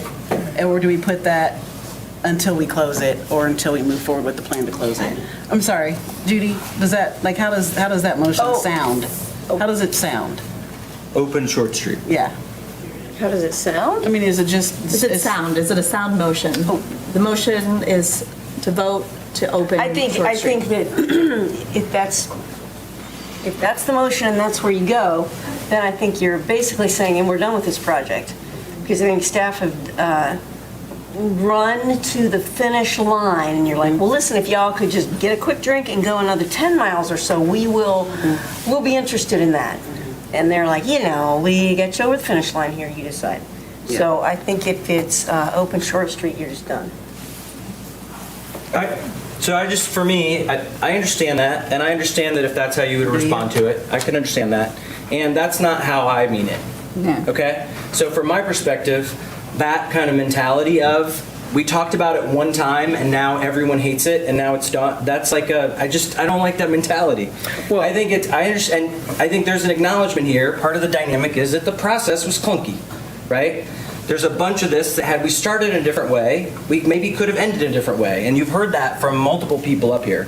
So I think my perspective would be, don't assume that, hey, because something was said no to in this context, that then you say, oh, nope, we're never talking about that again. By that logic, I think there's a lot of projects that we would never talk about again, and that would be a bummer. Things come back around that were worth considering. And I put words in Johnny's mouth words. there. But I swallowed them though. So you know. How's it settling? Not settled. What I meant was what I said earlier. If you have opened it back up and there's no way to go after that funding at that point. So that's why I'm saying. But we just heard not that from Johnny. Johnny said that he could apply for funding even if it is open. I'm gonna grab that. Yeah, sure. It's for a point of order. Okay. It doesn't What's the work, point it of didn't order? work. So what's happening is, what I hear is that we are not taking into consideration staff's time. So whether or not we intend to do that or not, that is of no consequence. What happens is, and I saw it with the LIHTC project, it was do this, no, oops, pivot, do this, no, stop, do this. And hours and hours and hours and hours and hours go into this kind of planning. And so when it comes to the dais, we have a lot farther to go with acknowledging the work that goes in before we make a pivot. So it's like, we want you guys to bring this fabulous presentation that didn't just materialize, and then it's just like, oh, you know what? We're not too sure. Okay, fine, but the buck has to stop somewhere, and we have to consider our leadership and how we are directing staff, and then I'm basically asleep. Like I'm sleeping right now. Like I'm basically asleep. Like this is. Okay. So can someone make a motion either way? Yeah, I think there's a clear motion on the table. Okay. From Stephanie, and so I'll second it, given that I think that's where we landed. And I am hoping that this is not heard as I think there's some complexity here. I understand what you're saying, Carmen, and Sure. that's not the way I approach it. I think there's more complexity than Yes. what was shared, and so I hope that we can have room for, I think we've all learned a bunch here. I think we should have prioritized better and communicated better much earlier on. I think we all know that. Anyway, so there's a first and a second. And so are there any other questions about what the motion is before we would vote on it? The motion is open Short Street. There's a second. Any other questions? Okay, so I guess we should do a roll call on, that's historically on the complex things, right? Okay. Sure. Pierce. Yes. Yes. Samir. Yes. Brown. No. Shu. Yes. DeVore Leonard. Yes. Okay. Thanks, everybody, for hanging with us. Obviously, took a lot to get to this point and wanted to give space to talk it through. We have several other things on the agenda, believe it or not, and so I think the thing to do is to pause here and think about how to approach that. So I need to make a motion to take, we need to take a break. Yeah, totally. To recess. Before we take a break, can we just talk real quick about, do we want to, how many of these things can we punt versus, like, do we want to take a break and come back and do this stuff? Or do we want to just leave? Let's take a break. Yeah, we need to take a break. Okay, so 5-minute break and then come back? Can we do a recess for 5 minutes? Okay, motion to recess? Yeah. Do I have to do anything else? Do we have to vote on or anything? No. Okay, 5 minutes, come back. So we're back, and we're gonna try to power through here. So next up is manager's report. Johnny, go for it. There is none. There is none. Cool. Easy as that. Are there any questions on the manager's report? Nah. Okay. The next thing is old business, of which there is none. So then we're gonna move on to new business. So board and commission seat assignments. So this was basically going over what we talked about at the retreat. So I'm gonna just pull up the. Well, if you want this, Yeah. this has it all, it's all redlined in. Is that what you got? Yeah, that's the same one as the packet, right? Yep. Yeah. Okay, so I'm just gonna rattle these off really quickly and just make sure there's not any changes, because Judy said we should go through every one of them here, okay? For board and commission? For board and commission, yeah. So it would be planning, myself as liaison, Carmen as alternate. Environmental Commission, Carmen as liaison, Angie as alternate. PAC, Carmen as liaison, Stephanie as alternate. Library Commission, Angie as liaison, Sanai as alternate. Finance Committee, Sanai and I. That has a nice ring. Okay. What a mercy. We already did, oh no, sorry, and YSDC, yeah, we already did YSDC. For active transportation, Stephanie Pierce would be the liaison. We already did Greene County and Miami Valley planning. I think that's all of them, right? So is that, everybody still good with what we talked about before? Any flags or questions? The school liaison, did you mention that I offered to do? Like the YS school liaison? Yeah, I don't think that was mentioned. I don't know why it's not here, but yes, great, thank you. Good catch. It's not a, It's not a council. It's not like an Committee, official okay. commission or whatever. Okay, cool. Okay. But good to know. It is worth noting, yeah. Yes, Yeah. thank you. So some way to flag someone, that's the, yes. All right, and we didn't need to make a motion on it, so everybody's clear on what we're doing, and I'm gonna move us to the next thing. The draft village values. So I think this one, I kind of feel like we should just put this with goals. We talked about it at the retreat some. I feel like it's pretty much only wordsmithing from here. This feels like the last minute to be doing wordsmithing, so are we cool with bumping that? Yes. Okay. Is that okay? The next thing is retreat follow-up. The very short version on retreat is that it's online, it's long, but if you're somebody who's like super engaged and really wants to know how we're moving and thinking about things, I'd really recommend watching it. We talk about some of the things around commissions, we talk about some things around rules, we talk about some things around just sort of how we're working together and process and priorities and how we think about engagement with staff and the community, and then talk some about values and sort of strategic screens that'll lead into our conversation around goals. So that's the super short version. Anything that I missed that anybody would want to say? Okay. The next thing up is nominations. So I will start and nominate Stephen Green, who has been on the Planning Commission, whose information I think is in front of you with some of the papers in front of you, and would like to continue serving. So I'm making a nomination for Steve Green for Planning Commission. I'll second that. Great. And can I, all in favor, is that okay? All those in favor? Aye. Aye. Anybody opposed? Okay, thank you, Steve.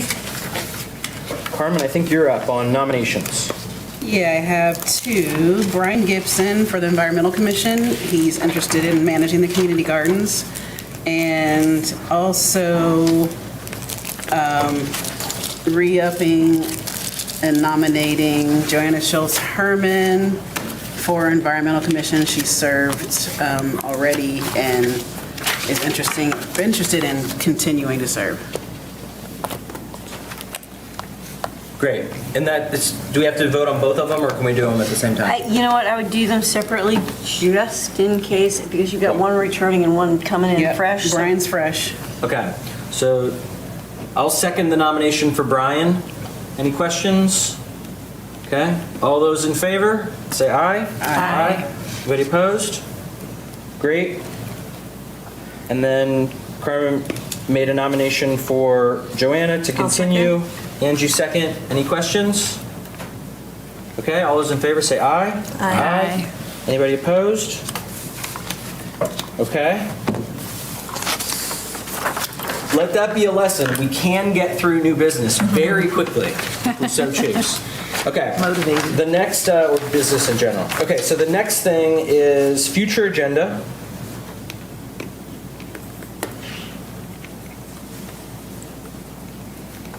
At the risk of opening the can of worms of what we talked about at the retreat, just to get clear on how the work session and/or the goals fit together.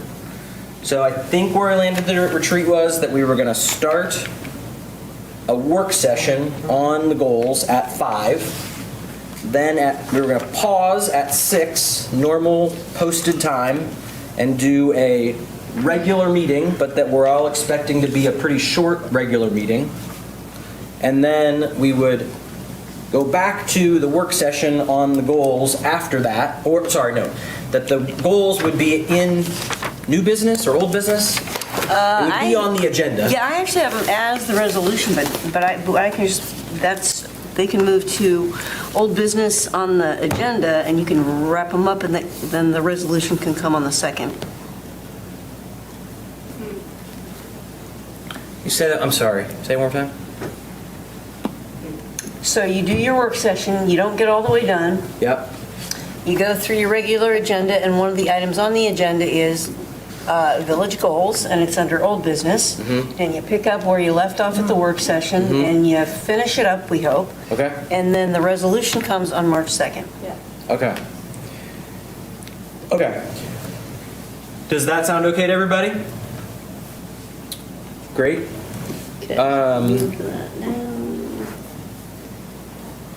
And then the other interrelated pieces, just for people in the public too, just to remember, is figuring out what's next on the Housing Commission Committee conversation, and then we just kicked the values too. So there's some agenda planning work to figure out how all these things layer, and so that we don't have a super long meeting again, right? And then, go ahead. I'm not sure if this is the right place, so apologies if this isn't, but like Johnny, you had mentioned the speed bumps, and we talked about it last time too. Could you provide like a update in that in the manager's report? Yes. I think that was appropriate, because if he said no, then it would be a future agenda question, right? If you wanted to go past that. So then I think what was the day we said we were going to try to send goals in by? Thursday, I believe. Thursday. Of this week? This week. Yeah, Thursday. So Judy, do you mind sending out an email just to remind everybody and share the ones from last year? And The other thing too is that, and I'll send this out tomorrow, is I need to redline the current goals that we have, that we've been working on. Yes. Sort of where we stand with Right. those, so that we Okay. can sort of figure out what we keep or don't keep moving forward. Yeah. And just as a reminder, we were talking about trying to communicate 2-year goal. It could be something that's done within 2 years, but, right? Isn't that where we landed? We're trying to move toward clarity on the next couple of years as opposed to just right now, so that we get into longer term thinking.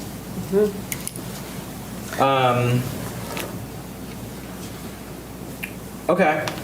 And then everything's going to get sent.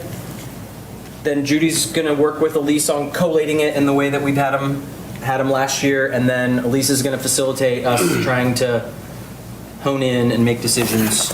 And so then we'll talk on agenda planning about the timing. Is that what everybody's expecting?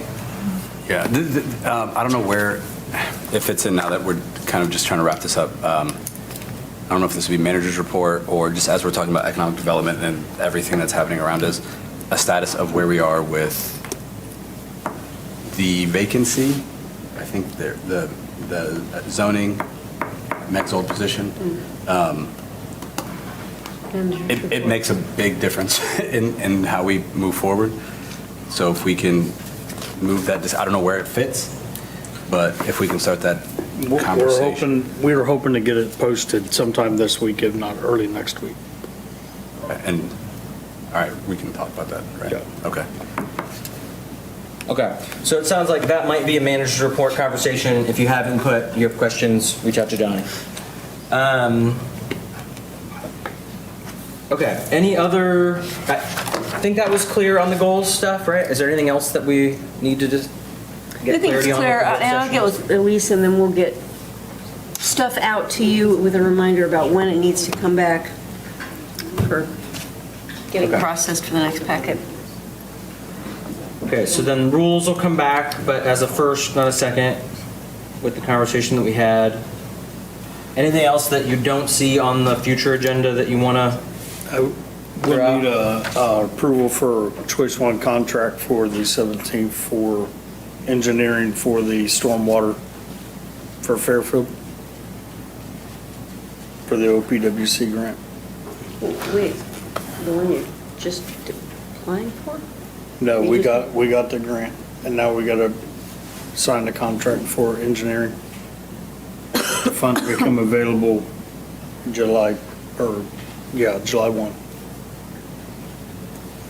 And that's different than the Safe Routes to School thing? Is the one that's at the bottom of February 17th, is that the Safe Routes to School? Okay. Yes, and there's some changes. I will send that out to council prior to. I just need Yep. wording. But Any other future agenda?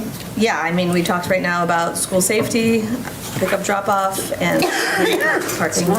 So is that something we take back and work on, or do we try to? That's school. Okay. That's village. Can you say them again? You said school safety, what?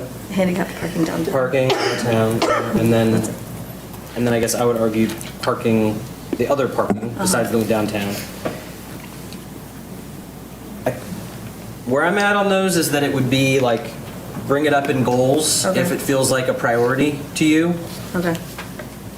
I think we're like right at that precipice, so rather than like talk it out at, Yeah, that makes sense. I think. Does that make sense? Okay, any other future agenda? Okay, then a motion to adjourn? Second. All those in favor? Aye. Aye. Anybody opposed? No.